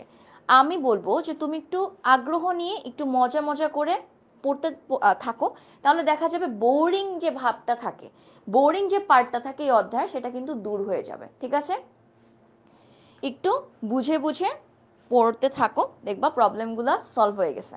আর তোমাদের খুব একটা বেশি কিন্তু অত বেশিও কিন্তু আসে না, যেমন তোমাদের এমসিকিউর জন্য টিস্যু খুবই পারফেক্ট একটা টপিক, কোশ্চেন বানানোর জন্য খুব বেশি আসে। আরেকটা আসে উদ্ভিদ কোষ এবং প্রাণী কোষের মধ্যে পার্থক্য থেকে, রক্ত, নিউরন, মাইটোকন্ড্রিয়া, তারপর তোমাদের হচ্ছে নিউক্লিয়াস থেকে মূলত সিকিউ অনেক বেশি আসে। তোমাদের সিকিউর যে প্রশ্নগুলো আসে সেগুলো নিউক্লিয়াস থেকে অনেক বেশি আসে, নিউরন থেকেও আসে, মাইটোকন্ড্রিয়া থেকেও আসে, প্লাস্টিড থেকেও আসে। এই জিনিসগুলো ভালো মতো পড়বা। তারপর পেশি থেকে সিকিউর জন্য অনেক অনেক প্রশ্ন আসে, তো এগুলা তোমার বুঝে বুঝে পড়তে হবে। এমসিকিউর জন্য কোনগুলা কিভাবে পড়তে হবে আর সিকিউর জন্য কিভাবে পড়তে হবে। সিকিউতে মূলত তুমি একটা প্রশ্নের অ্যান্সার লিখতেছো, তাই তোমার প্রিপারেশনটাও কি ওভাবে লিখতে হবে, একটা টপিকের কোন কোন পার্টগুলো বেশি ইম্পর্টেন্ট সেগুলো মার্ক করে করে বুঝে বুঝে মনে রেখে রেখে পড়তে হবে। এমসিকিউর জন্য তোমার কনসেপ্টটা খুব ভালো মতো ক্লিয়ার রাখতে হবে, ঠিক আছে। ওকে, চলো এবার সামনের দিকে একটু আগাই। আর আরেকটা হচ্ছে তোমাদের তো আমরা এসএমপিতে সিকিউর সাজেশন দিব অলরেডি বলে ফেলছি, এমসিকিউর সাজেশন দিব বলে ফেলছি, শর্ট কোশ্চেনের সাজেশন দিব বলে ফেলছি। আরেকটা জিনিস আমি এখান থেকে মিস করে গেছি, তোমাদেরকে আমরা শুধু এখানে যে ক্লাসগুলো করাবো সেটাই না, সাজেশন দিব সেটাই না, তোমাদেরকে পুরো দমে একটা প্র্যাকটিসের উপর রাখা হবে। পুরোটা সেশনে তোমাদেরকে বিগত বছরের বোর্ড প্রশ্ন, বিশেষ করে 18, 19, 24, 25 সালের যে বোর্ড প্রশ্নগুলো আছে সেই বোর্ড প্রশ্নগুলো প্র্যাকটিস করানো হবে, এবং প্র্যাকটিস করানোর মাঝে মাঝে তোমাদেরকে বলা হবে যে আসলে বোর্ডের প্রশ্নগুলো এই টপিক থেকে যেহেতু এইভাবে আসে তাই তোমার পড়তে হবে কিভাবে। তাই তুমি যদি এই ধরনের সাজেশন পেতে চাও তাহলেও কি মাথা ঠান্ডা রেখে এই আমাদের যে এসএমপি কোর্সটাতে আছে জয়েন হয়ে যেতে হবে, ঠিক আছে। ওকে, এবার আসি তৃতীয় অধ্যায়।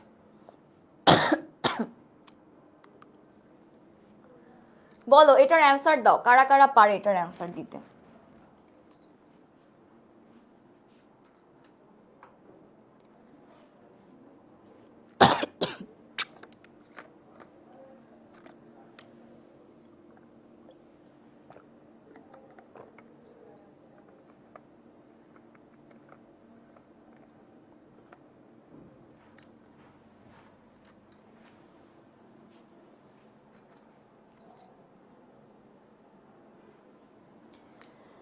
তোমাদের এসএমপির যে মূলত ক্লাসটা সেটা ডিসেম্বর থেকে শুরু হবে, কিন্তু তার আগে তোমাদের তো টেস্ট পরীক্ষাও আছে, টেস্ট পরীক্ষাতেও ভালো রেজাল্ট করতে হবে, টেস্ট পরীক্ষাতে একটা সেরা প্রিপারেশন নিতে হবে।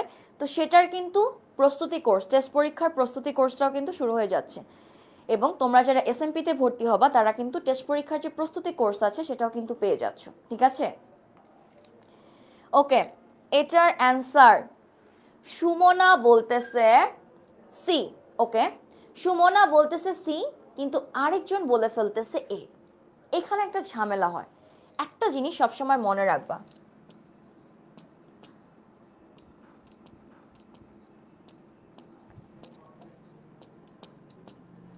জনন কোষ যদি বলা হয় সৃষ্টি সেটা হবে মিওসিস, ঠিক আছে, সেটা হবে তোমার মিওসিস। আর যদি তোমাকে এখান থেকে বলা হয়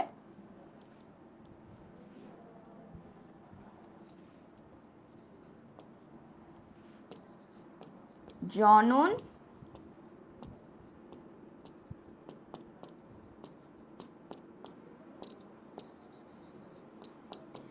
সংখ্যা বৃদ্ধি করার কথা যদি আসে সেই ক্ষেত্রে হবে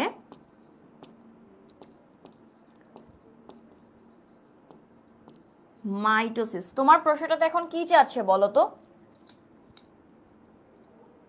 তোমার প্রশ্নটাতে জানতে চাচ্ছে জনন কোষ সংখ্যা বৃদ্ধি পায় কোন বিভাজনের মাধ্যমে।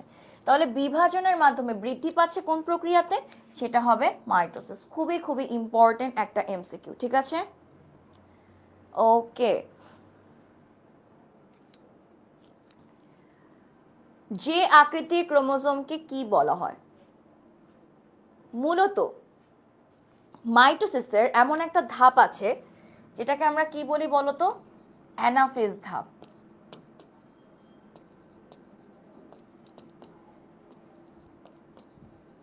এই অ্যানাফেজ ধাপটাতে আমরা ক্রোমোজোমের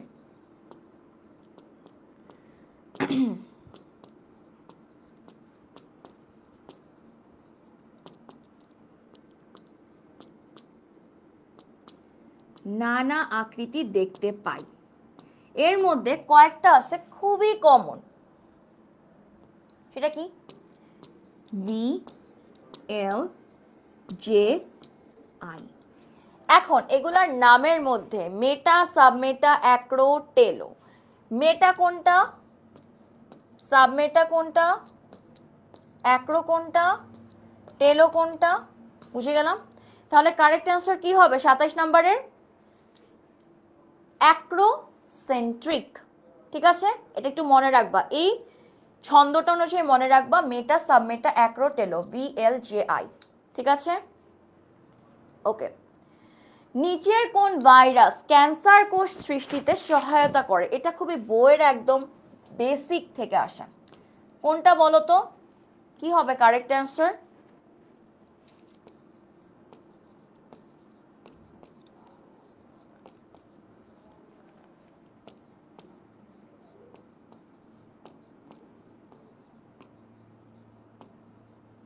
হিউম্যান প্যাপিলোমা ভাইরাসের কারণে ক্যান্সার সৃষ্টি হয়। ক্যান্সার মূলত কিভাবে হচ্ছে বলতো? যখন একটা কোষ এমনভাবে বৃদ্ধি হয় যেটা অস্বাভাবিক, ঠিক আছে? যেই কোষের বৃদ্ধিটা হচ্ছে অস্বাভাবিক, এই অস্বাভাবিক কোষের বৃদ্ধির কারণে কি হয়, সেখানে একটা টিউমার আকার সৃষ্টি হয় এবং এই টিউমারটা আস্তে আস্তে কি হয়, ক্যান্সারের দিকে ধাবিত হচ্ছে। তাহলে কারেক্ট অ্যান্সার কি হবে এটার? প্যাপিলোমা। এই ভাইরাসটা মূলত ক্যান্সার সৃষ্টি করে থাকে। আচ্ছা, সকল বহুকোষী জীব কোন মাতৃকোষ থেকে জীবন শুরু করে? একদম বেসিক কোর কনসেপ্ট, কিভাবে হয় বলতো?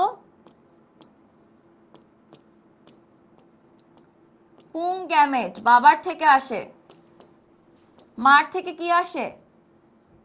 স্ত্রী গ্যামেট, মানে জনন কোষ যেটা আসলো, এসে কি তৈরি করে বলতো? জাইগোট। এবং পরবর্তীতে এই জাইগোটটা বিভাজিত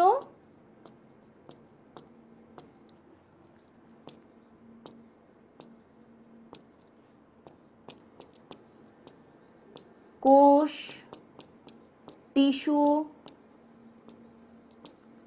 অঙ্গ, এভাবে পুরো বডিটা তৈরি হয়। তাহলে বলো তো এটার কারেক্ট অ্যান্সার কি হবে?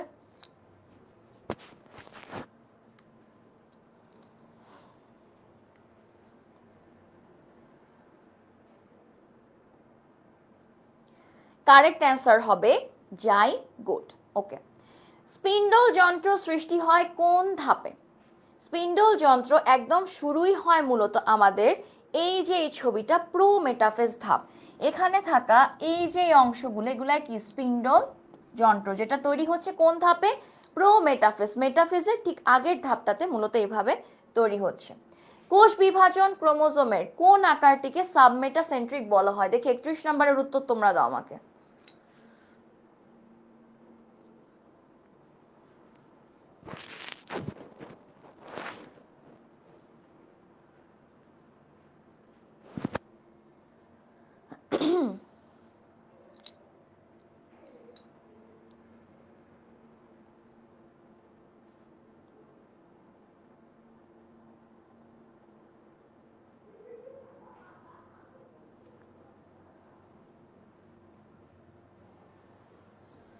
ওকে,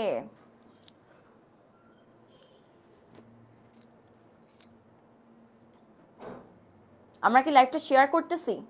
যদি না করে থাকি তাহলে কিন্তু বিশাল বড় একটা জিনিস মিস করে ফেলতেছি।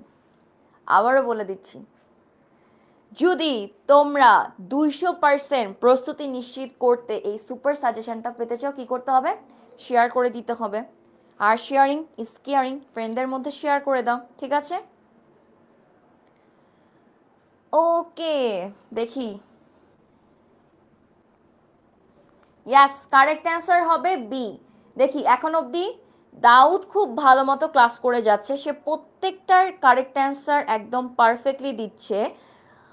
ওকে, ফাতেমাও একদম পারফেক্টলি সবগুলার কারেক্ট অ্যান্সার দিয়েছে, ভেরি ভেরি গুড। আমি কিন্তু দেখছি যে কারা কারা হচ্ছে কারেক্ট অ্যান্সার দিচ্ছে, কারা কারা ক্লাসটা ঠিক মতো করছে, ঠিক আছে?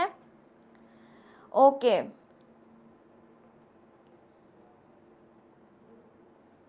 ওকে, অনেকেই কারেক্ট অ্যান্সার দিয়ে ফেলছে, ভেরি গুড। কোষ বিভাজনের কোন ধাপে পানি হ্রাস পায়? দেখো, একটা ধাপ আছে পানি যোজন ঘটে, আরেকটা হচ্ছে পানি হ্রাস পায়। পানি হ্রাস পায় মানে কি? পানিটা বের হয়ে যায়। মূলত কোন ধাপে বলো তো পানিটা বের হয়ে যায়? সেটা কি? এমন একটা ধাপ যখন তোমার নিউক্লিয়াসটা কি হবে? আকারে বড় হবে, তার ভেতরে থাকা পানিগুলা কি হয়ে যাবে? বের হয়ে যাবে।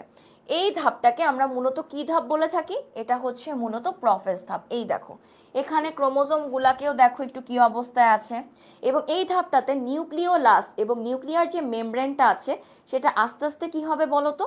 আস্তে আস্তে চলে যেতে থাকবে এবং পানি বের হতে থাকবে এবং ক্রোমোজোম গুলা একটা অবস্থায় পৌঁছে যাবে, ঠিক আছে? ওকে, মাইটোসিসের কোন পর্যায়ে নিউক্লিয়ার মেমব্রেন এবং নিউক্লিওলাস সম্পূর্ণ? দেখো, আমি যে একটু আগে প্রোফেস পড়ালাম, আমি কি বললাম? নিউক্লিয়ার মেমব্রেন এবং তোমার কি হচ্ছে? নিউক্লিওলাসটা হারিয়ে যাচ্ছে আস্তে আস্তে, কিন্তু আমি কি বলছি একবারও সম্পূর্ণ বিলুপ্ত হচ্ছে? সম্পূর্ণ বিলুপ্ত হয় এমন একটা পর্যায়ে, তোমাদেরকে একটা ক্লু দিয়ে দিচ্ছি, যেই সময়টায় ক্রোমোজোমটা সবচেয়ে বেশি খাটো ও মোটা হয়। এবার আমাকে বলো, এটার কারেক্ট অ্যান্সার কি হবে? প্রোফেস, প্রোমেটাফেস, প্রোমেটাফেস নাকি টেলোফেস? মাইটোসিসের কোন পর্যায়ে নিউক্লিয়ার মেমব্রেন এবং নিউক্লিওলাস সম্পূর্ণ বিলুপ্তি ঘটছে?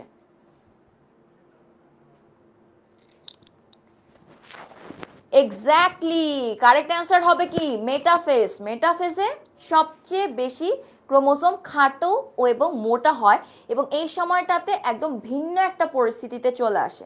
যেমন প্রোফেজে কি হয়?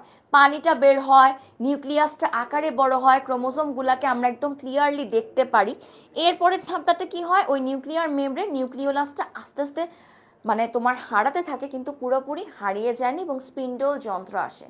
কিন্তু মেটাফেজে একদম পুরোপুরি একটা নতুন ধাপে চলে আসে, ঠিক আছে?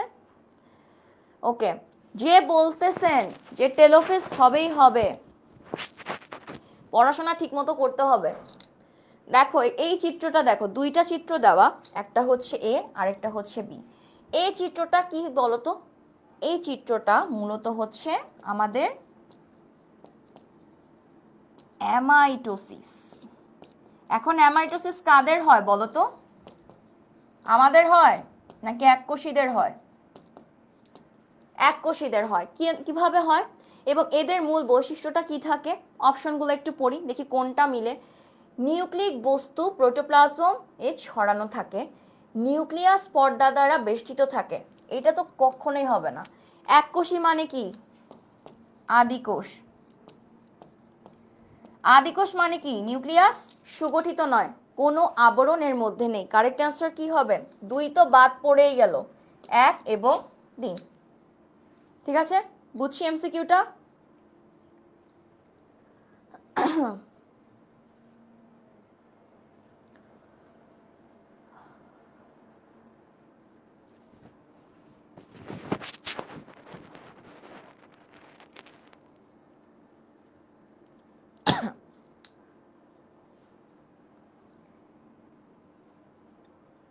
ওকে, ইয়েস, স্বর্ণা কারেক্ট অ্যান্সার দিছে, ফারহান লাবিব কারেক্ট অ্যান্সার দিছে, ইকরাম কারেক্ট অ্যান্সার দিছে, শ্রিন কারেক্ট অ্যান্সার দিছে, মাহফুজুর রহমান রিহান কারেক্ট অ্যান্সার দিছে। ভেরি ভেরি গুড, তোমাদের জন্য তালি যে যারা এটা ক্যাচ করতে পারছো, ভেরি গুড। আর যারা খুব চমৎকারভাবে ক্লাস মানে গল্প করে যাচ্ছ, স্প্যাম করে যাচ্ছ, দেখো পরীক্ষার হাতে কিন্তু আছে 5 মাস, এটা একটু মাথায় রেখো। ক্লাসটা যখন করছো ক্লাসে পুরোপুরি মনোযোগ দাও। ওকে, এরপর এটা দেখো চিত্র বি, এটা কি মিওসিস, বলেই ফেলতেছে এটা মিওসিস, অবশ্যই এটা একটা মিওসিস। কেন মিওসিস? এক্স ওয়াই অপশনগুলো একটু পড়ি। X Y gamete, X Y কোন বিভাজনের মাধ্যমে আসতেছে? আমাদের অবশ্যই মিওসিসের মাধ্যমে। এক্স এক্স এক্স ওয়াই গ্যামেটের সংখ্যা হ্রাস করবে, পিতা সন্তানের আচরণে পার্থক্য দেখা দিবে। 3 নাম্বার তো একদম কারেক্ট। তোমার প্রশ্নটাতে আরেকটা পিক পয়েন্ট হচ্ছে, এখানে বলছে স্বাভাবিক কার্যক্রম। যখন একদম স্বাভাবিকভাবে তৈরি হচ্ছে তখন বলো তো অতিমাত্রায় তৈরি করবে কি করবে না? অতিমাত্রায় তৈরি করবে কি করবে না, কি মনে হয়? মিওসিসটা স্বাভাবিক ধাপে যখন ঘটতে থাকে তখন কি এদের মধ্যে কোনো প্রকার অতিমাত্রায় তোমার পুংজনন কোষ, স্ত্রীজনন কোষ তৈরি হওয়ার কোনো কিছুকে আমরা দেখি? দেখি তো না। কারেক্ট অ্যান্সার কি হবে? 2 ও 3। অবশ্যই এটাকে আমরা মিওসিসকে কি বলি? মিওসিসের একটা বিশেষ নাম আছে, সেটা কি? হ্রাসমূলক বিভাজন, তাই তো?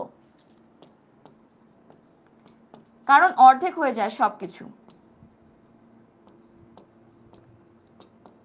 এবং অবশ্যই এখানে একটা ধারা থেকে আরেকটা ধারা, একটা বংশ থেকে যখন আরেকটা বংশ, প্রথম প্রজন্ম থেকে যখন দ্বিতীয় প্রজন্মতে যাচ্ছে, এদের বৈশিষ্ট্যের মধ্যে কিছুটা মিল কিছুটা অমিল থাকে। এই যে পিতার বৈশিষ্ট্য ছেলের মধ্যে বা মেয়ের মধ্যে আসছে, সেটাও কিন্তু মিওসিসের থ্রুতেই হয়ে থাকতেছে।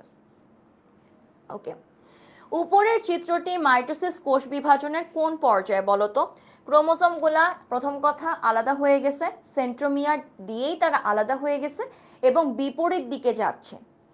এর আগের ধাপটাতে তারা ছিল এই অংশে, এখন তারা চলে যাচ্ছে এই 2 দিকে। তাহলে এটা কি হবে বলো তো? প্রোফেজ তো হবেই না, মেটাফেজও হবে না, টেলোফেজ তো শেষ ধাপ। কারেক্ট অ্যান্সার কি হবে? অ্যানাফেজ। ঠিক আছে? এই প্রশ্নটা থেকে সেন্ট্রোমিয়ার 2 ভাগে বিভক্ত হয়, একদম কারেক্ট। বিকর্ষণ শক্তি হ্রাস পায়। বিকর্ষণ মানে কি? একজন আরেকজনের থেকে দূরে সরে যাওয়া। এটা এই ক্ষেত্রে আমরা কি দেখতে পাচ্ছি? হ্রাস পাচ্ছে না বৃদ্ধি পাচ্ছে? দেখো তো, ক্রোমাটিক গুলা একটা থেকে আরেকটার কি দিকে আসতেছে নাকি দূরে সরে যাচ্ছে বলো তো? বিকর্ষণ শক্তি কি হ্রাস পাচ্ছে নাকি বৃদ্ধি পাচ্ছে?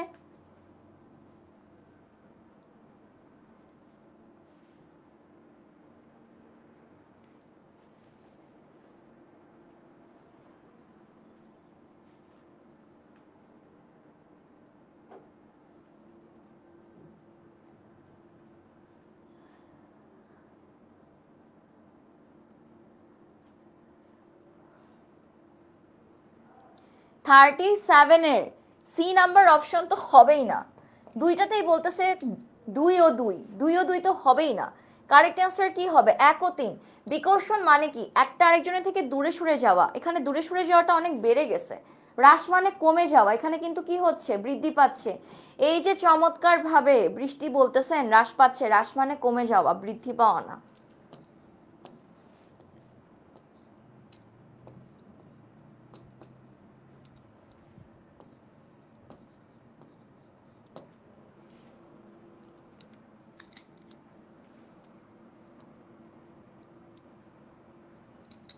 একজন আরেকজনের থেকে বিপরীত দিকে চলে যাচ্ছে, তার মানে তাদের বিকর্ষণটা যে, আকর্ষণ মানে কাছে আসা, বিকর্ষণ মানে দূরে চলে যাওয়া, এখানে কিন্তু বিকর্ষণটা অনেক বেশি বৃদ্ধি পেয়েছে দেখে কিন্তু একজন আরেকজনের থেকে চলে যাচ্ছে, তাই 2 নাম্বার অপশনটা কাটা যাবে। এই ধরনের যে প্রয়োগের যে অনুধাবনমূলক যে এমসিকিউ গুলা থাকে, খুব ভালো করে পড়তে হবে, প্রত্যেকটা ওয়ার্ড বুঝতে হবে, তারপর অ্যান্সার করতে হবে। ঠিক আছে? কোনটি, এবার আসি তাহলে আমাদের চতুর্থ অধ্যায়ের প্রথম এমসিকিউ, কোনটি সবুজ উদ্ভিদের কার্বন ডাই অক্সাইড বিজারণের গতিপথ নয়? গতিপথের আমরা 3টা পড়ছিলাম, এখানে এমন একটা অপশন আছে যেটা এই কার্বনের গতিপথের সাথে একদমই যায় না।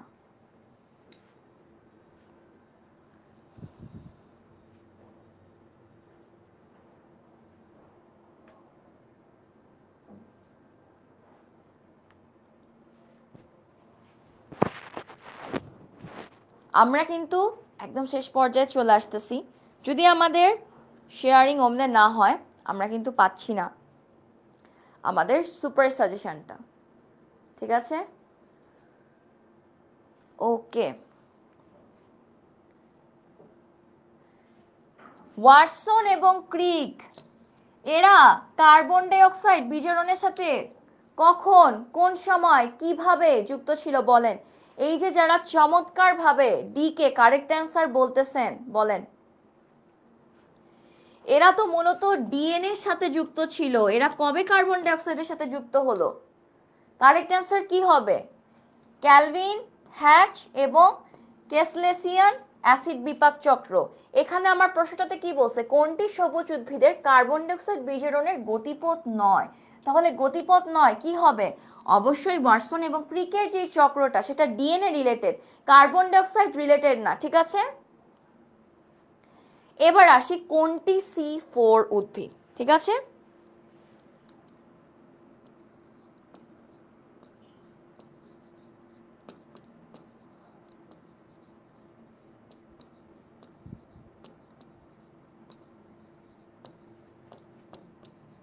এই ছন্দটা দিয়ে আমরা C4 উদ্ভিদের নামগুলা মনে রাখতে পারবো।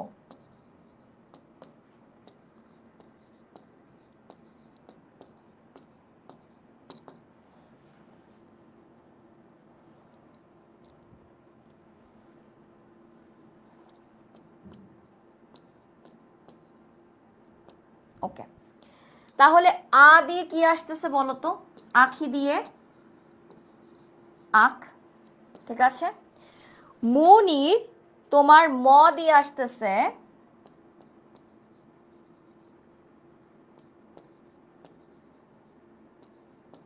মুথা ঘাস। তারপর তোমার এই যে ন দিয়ে কি আসতেছে? তারপরে ভুয়া দিয়ে কি আসতেছে? ভুট্টা। আর এই যে এই দুয়ের এটা দিয়ে কি আসতেছে? দূর্বা ঘাস। এই ছন্দটা মনে রাখলে এই যে তোমাদের C3 আর C4 উদ্ভিদ নিয়ে তোমরা যে কনফিউজড হয়ে যাও সেটার হবে না।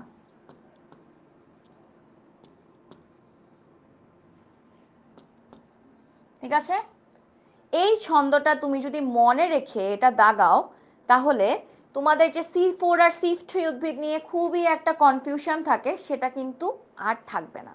তাহলে কারেক্ট অ্যান্সার কি হচ্ছে? কারেক্ট অ্যান্সার হচ্ছে আমাদের অপশন ডি, সেটা হচ্ছে আখ। কারণ আমাদের এই ছন্দের মধ্যে আখির থেকে আমরা আখের কথা শুনছি, বাকি একটাও এখানে ছিলই না। তাহলে C4 উদ্ভিদ কিভাবে আমরা এই ছন্দটা দিয়ে কিন্তু মনে রাখতে পারতেছি। চলো সামনে আগাই।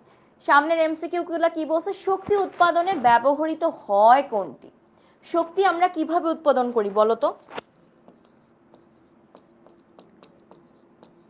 তার সাথে কি অ্যাড করি? 6 অণু অক্সিজেন, তারপর আমার এখানে 6 অণু কার্বন ডাই অক্সাইড, এবং একই সাথে আমার কি হয় 6 অণু পানি, এবং একই সাথে আমার প্রচুর পরিমাণে কি তৈরি হয়?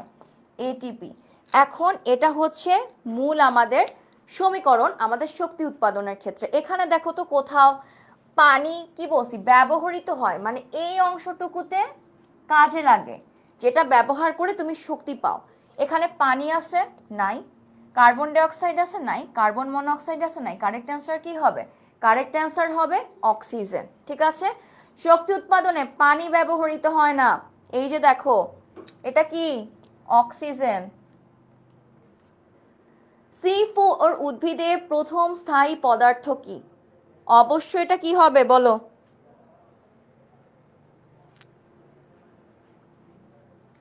অক্সালো অ্যাসিটিক অ্যাসিড, যেটা আমরা C4 উদ্ভিদে পেয়ে থাকি। এর জন্য নাম কি হয়েছে বলো তো? C4। যদি আমরা সংকেতটা একটু লিখতে চাই কি হবে?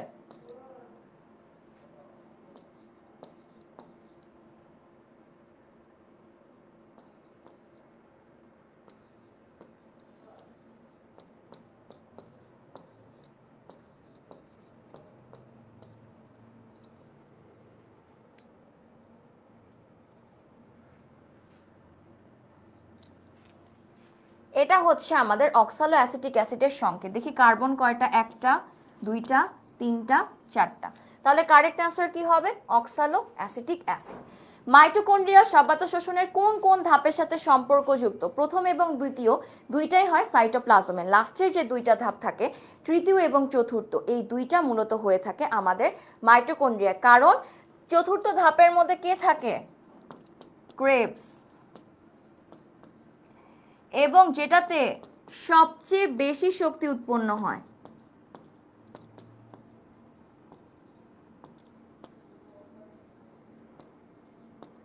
এবং এটা কোথায় হয়ে থাকে? মাইটোকন্ড্রিয়াকে। এর জন্য মাইটোকন্ড্রিয়াকে আমরা কি বলি? Power house.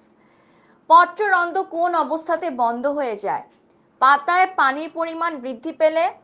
না তো। বাতাসে অক্সিজেনের ঘনত্ব? বাতাসে সালফেটের পরিমাণ যদি 1%-এর কম হলে? তাহলে কারেক্ট অ্যান্সার কি হচ্ছে? বাতাসে কার্বন ডাই অক্সাইডের পরিমাণ যখন বৃদ্ধি পেয়ে যায় তখন কি হয়? পত্ররন্ধ্রগুলার উপরের যে স্টোমাটা থাকে সেটা বন্ধ হয়ে যায়, এবং সেই কারণে এই টাইমটাতে পত্ররন্ধ্রগুলো আর খোলা থাকতে পারে না। এরপরে সালোক সংশ্লেষণের একটি প্রয়োজনীয় উপকরণ কি? বলো। কোন জিনিসটা খুবই গুরুত্বপূর্ণ আমার সালোক সংশ্লেষণে? কি দরকার হয়? অক্সিজেন? অক্সিজেন তো না, গ্লুকোজ তো নিজেই তৈরি হয়, হাইড্রোজেনও না। কি? কারেক্ট অ্যান্সার হবে পানি। ঠিক আছে, চলো। পাইরুভিক অ্যাসিডের রাসায়নিক সংকেত কোনটা? একদম বইয়ের টু দা পয়েন্টে, C3H4O3। ঠিক আছে। অবাত শ্বসন সম্পর্কে নিচের কোনটি সঠিক? বলো তো, এটার কারেক্ট উত্তর তোমরা দাও তো কমেন্টে।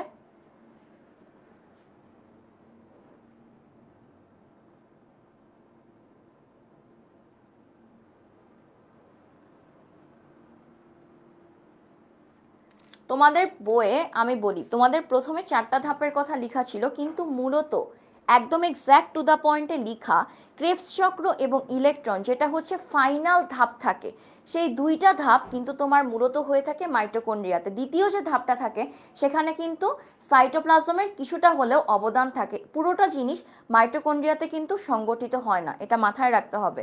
যে একটু আগে আমাকে কমেন্টে বলেছিলে তাকে বলে দিলাম। ঠিক আছে, ওকে। অবাত শোষণে 38 এটিপি তৈরি হয়। খুবই চমৎকার, তোমার প্রিপারেশন খুবই ভালো অবস্থায় আছে। এসএসসিতে মানে কি যে একটা রেজাল্ট হবে যেটা তুমি কল্পনাও করতে পারবা না, তোমার প্রিপারেশন এত ভালো পর্যায়ে চলে গেছে। ঠিক আছে, ভুল উত্তর দাও, টিচার কিন্তু সবকিছু দেখছে, তাই বুঝে বুঝে উত্তর দিতে হবে। এমন কোনো উত্তর না দেওয়া উচিত যেটা দেখলে টিচার বুঝতে পারে তোমার অবস্থা কোন পজিশনে আছে। ঠিক আছে, এই ল্যাকটিক অ্যাসিড উৎপন্ন হয়, অবশ্যই এটা কারেক্ট অ্যান্সার হবে ল্যাকটিক অ্যাসিড। এখানে এটিপি কেন এখানে তৈরি হবে অবাত শোষণের ক্ষেত্রে? কোনটিকে শক্তি মুদ্রা বলা হয়? এটিপি। খুবই সিম্পল, 2 অণু FADH2 থেকে, এক অণু থেকে তৈরি হয় তোমার 2 অণু এটিপি। চলো একটু অঙ্ক করি। তাহলে যদি 2 অণু থাকে তাহলে কয়টা তৈরি হবে? 2 × 2, কয় অণু? 4 অণু। কারেক্ট অ্যান্সার কি হবে? 4। ঠিক আছে, শ্বসনের জন্য উত্তম তাপমাত্রা কি? তোমাদের আগে যতবার আমি এমসিকিউ সাজেশন নিয়েছি, মানে তোমাদের ক্লাস নিয়েছি সাজেশনের, সেই ক্ষেত্রে এই এমসিকিউটা খুবই গুরুত্বপূর্ণ। এবং তুমি যদি দেখো কোন কোন বোর্ডে আসছে, সেটা হচ্ছে অনেকগুলা বোর্ডে কিন্তু এই পর্যন্ত এই প্রশ্নগুলো চলে আসছে। তাই চতুর্থ অধ্যায় থেকে প্রভাবকগুলা খুব ভালো মতো পড়তে হবে। ঠিক আছে, ওকে। কারেক্ট অ্যান্সার কি হবে? 20 থেকে 45। খুবই স্পেসিফিক একটা টেম্পারেচার দেওয়া আছে, সেটা খুব ভালো মতো মাথায় রেখে পড়তে হবে। ওকে, এবার আজকের লাস্ট এমসিকিউ। এই যে এনজাইমের সহায়তায় ইথানল তৈরি হলো, কার্বন ডাইঅক্সাইড তৈরি হলো, এটা কোন জীবে মূলত হয়ে থাকে? ঘাস, হরিণ, আম গাছ নাকি ইস্ট?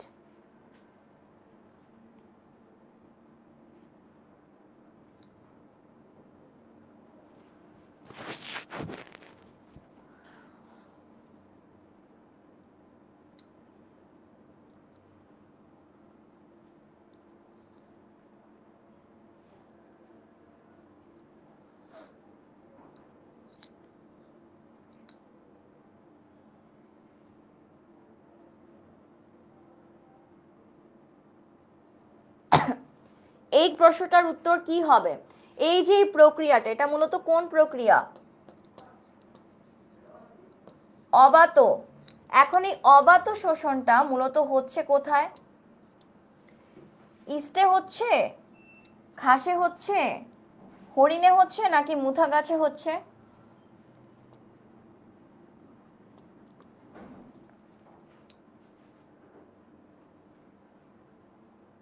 কি হবে?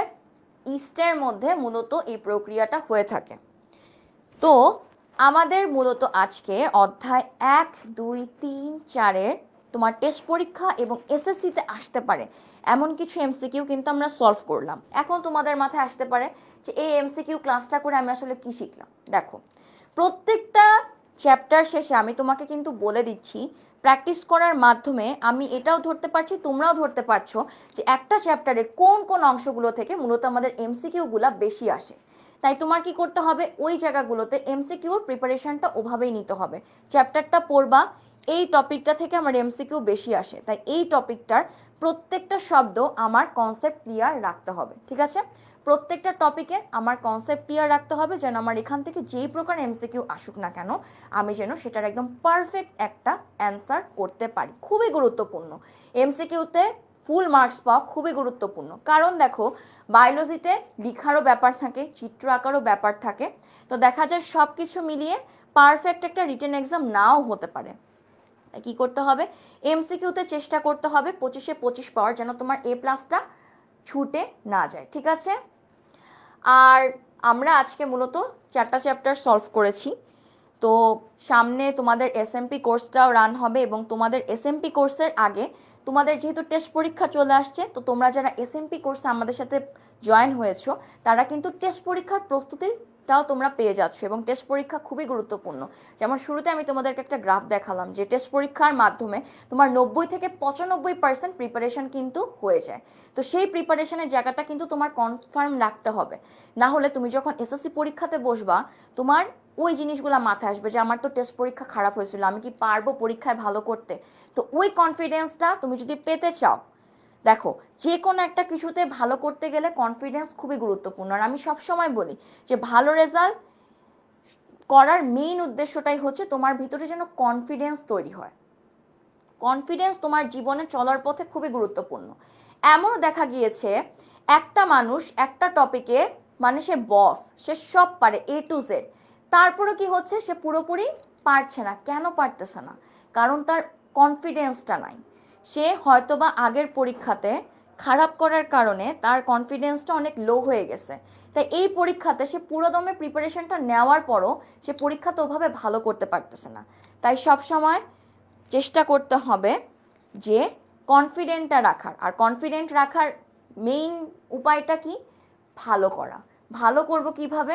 যখন তুমি ভালো মতো পড়াশোনা করবা মনোযোগ সহকারে। অনেকেরই বায়োলজির একদম মেইন একটা ভণ্ড চিন্তা ভাবনা মাথায় থাকে যে মুখস্থ, শুধু মুখস্থ। খুবই ভুল একটা ভ্রান্ত ধারণা। ঠিক আছে? বুঝে বুঝে পড়তে হবে। তোমার ব্রেনকে একটা কাজ তুমি বুঝিয়ে দিলে, তোমাকেও যেমন একটা কাজ যদি আমি সুন্দর মতো বুঝিয়ে দেই পারফেক্টলি করতে পারবা। আর যদি তোমাকে জাস্ট বলে দিলাম করতে পারবা না, তোমার ব্রেনও ঠিক সেরকম। আমি সবসময় বলি ব্রেন হচ্ছে এক একটা মানুষের বাবুর মতো, তুমি ওকে যেভাবে ট্রেন করবা ও ঠিক সেভাবেই চলবে। ঠিক আছে? আর আরেকটা কথা, যে এখনো অনেকের মাথায় এটা থাকে যে 5 মাস সময় আছে, পড়াশোনা করব না, 1 মাস আগে থেকেই পড়াশোনা করব। এখন ওই লেভেল নাই। লাস্ট বছরের তুমি যদি রেজাল্টটা দেখে থাকো, খুবই অবনতি হয়েছে A+-এর দিক থেকে এবং পাশের হারের দিক থেকেও। তো সেই জিনিসটা মাথায় রাখতে হবে। আগে যেমন 0.5 বা 1কে ফুল মার্কস দেওয়া হতো, এখন কিন্তু সেই 0.5কেও 1 করা হয় না। তাই তোমার প্রিপারেশনটা সেই কঠোরভাবে সে অনুযায়ী নিতে হবে। আচ্ছা, তো তোমাদের হচ্ছে যেটা দেওয়ার আমার কথা ছিল সুপার সাজেশনের মধ্যে, প্রত্যেকটা চ্যাপ্টারের তোমাদের থেকে অনেক অনেক রিকোয়েস্ট পাই যে আপু একটা বলেন যে হচ্ছে কোন কোন চিত্রগুলা বেশি বেশি প্র্যাকটিস করতে হবে। তোমাদের যে 7টা চ্যাপ্টার আছে, 7টা চ্যাপ্টার থেকে তুমি যদি এই কয়টা চিত্র প্র্যাকটিস করো, তোমার আর কোনো টেনশনই নাই চিত্র নিয়ে। ঠিক আছে? তো এই চিত্রগুলা খুব ভালো মতো প্র্যাকটিস করবা। দ্বিতীয় অধ্যায়, প্রথম অধ্যায় থেকে খুব একটা চিত্র আসে না, কিন্তু দ্বিতীয় অধ্যায় থেকে যেমন টিস্যু, মাইটোকন্ড্রিয়া, নিউক্লিয়াস, পেশি, নিউরন, এই চিত্রগুলা প্র্যাকটিস করে যাবা। ঠিক আছে? এরপরে তৃতীয় অধ্যায়ে মাইটোসিসের ধাপসমূহগুলা খুব ভালো মতো পড়বা। মানে ভালো মতো পড়ার সাথে সাথে চিত্রগুলা মূলত প্র্যাকটিস করবা, কারণ ওই চিত্রগুলা খুবই গুরুত্বপূর্ণ। তোমার যখন তৃতীয় চ্যাপ্টার থেকে প্রশ্ন করবে, টিচার আশাই করবে তুমি একটা চিত্র এঁকে দিবা, সেটা প্রোফেস, মেটাফেস, প্রোমেটাফেস, অ্যানাফেস, টেলোফেসও। চিত্রগুলা ভালো মতো প্র্যাকটিস করে যাবা। চতুর্থ অধ্যায়ের সবাত শোষণের যে চার্ট আছে, গ্লাইকোলাইসিস থেকে অ্যাসিটাইল কোয়ে, ক্রেবস চক্র, ইলেকট্রনের যে চার্ট আছে, সেগুলো খুব ভালো মতো করে ওই চিত্রটা এঁকে যাবা। তারপরে একাদশ অধ্যায় থেকে আদর্শ ফুলের 5টা অংশের যে চিত্র ভালো মতো করবা। পুং গ্যামেটোফাইট, স্ত্রী গ্যামেটোফাইট, নিষেকের যে চিত্র দেখে যাবা। তারপরে দ্বাদশ অধ্যায় থেকে ম্যান্ডেলের পরীক্ষা এবং থ্যালাসেমিয়ার সম্ভাবনা খুব ভালো মতো একে প্র্যাকটিস করে যাবা। আর ত্রয়োদশ অধ্যায় থেকে যে একটা বাস্তুতন্ত্র এবং শক্তি প্রবাহের যে একটা পিরামিড আছে, ওইটা একটু প্র্যাকটিস করে যাবা। এই চিত্রগুলো যদি প্র্যাকটিস করে যাও, তোমার বায়োলজির চিত্র নিয়ে আর কোনো টেনশনই নেই, ঠিক আছে? তো সবাই ঝটপট একটু নোট ডাউন করে নিই।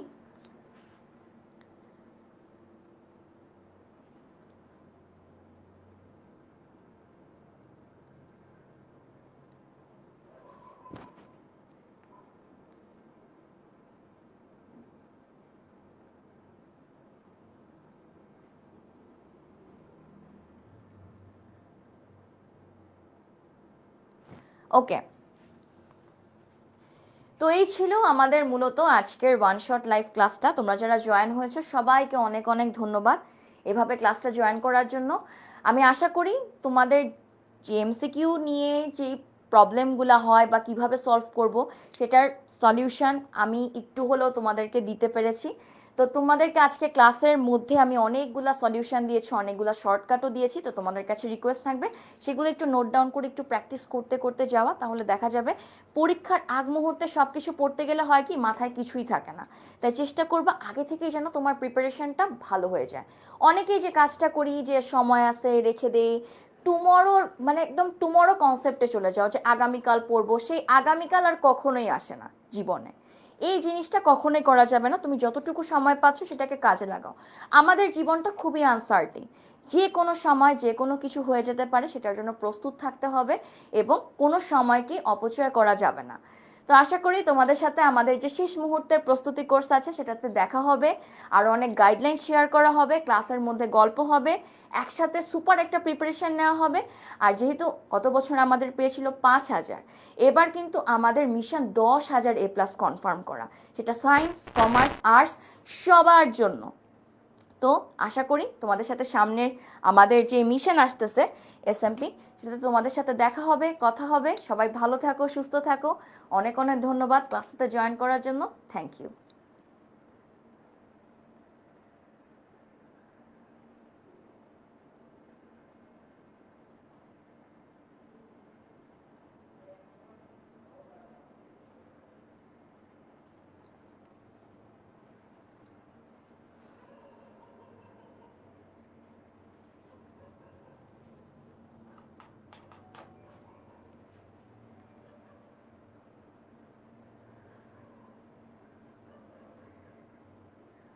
আল্লাহ হাফেজ সবাইকে। পড়াশোনাটা মনোযোগ দিয়ে করবা। অনেকেই জিজ্ঞেস করো যে আপু কয় ঘন্টা পড়াশোনার, এই যে মাত্রই দেখলাম যে আপু কয় ঘন্টা পড়বো। ঘন্টার কোনো লিমিটেশন নাই। অনেকে 2 ঘন্টা পড়েই বেস্ট একটা প্রিপারেশন নিতে পারে, অনেকে 6 ঘন্টা, এটা তোমার উপর ডিপেন্ড করে। তাই তোমাকে সেইভাবে বুঝে বুঝে প্রিপারেশনটা নিতে হবে এবং এখন থেকে প্রিপারেশনটা নেওয়া একদম ফুল দামে শুরু করে দাও। ইনশাল্লাহ সামনের গাইডলাইন ক্লাসগুলোতেও দেখা হবে এবং এসএমপিতে ইনশাল্লাহ দেখা হবে। সবাই ভালো থাকো, সুস্থ থাকো। আল্লাহ হাফেজ।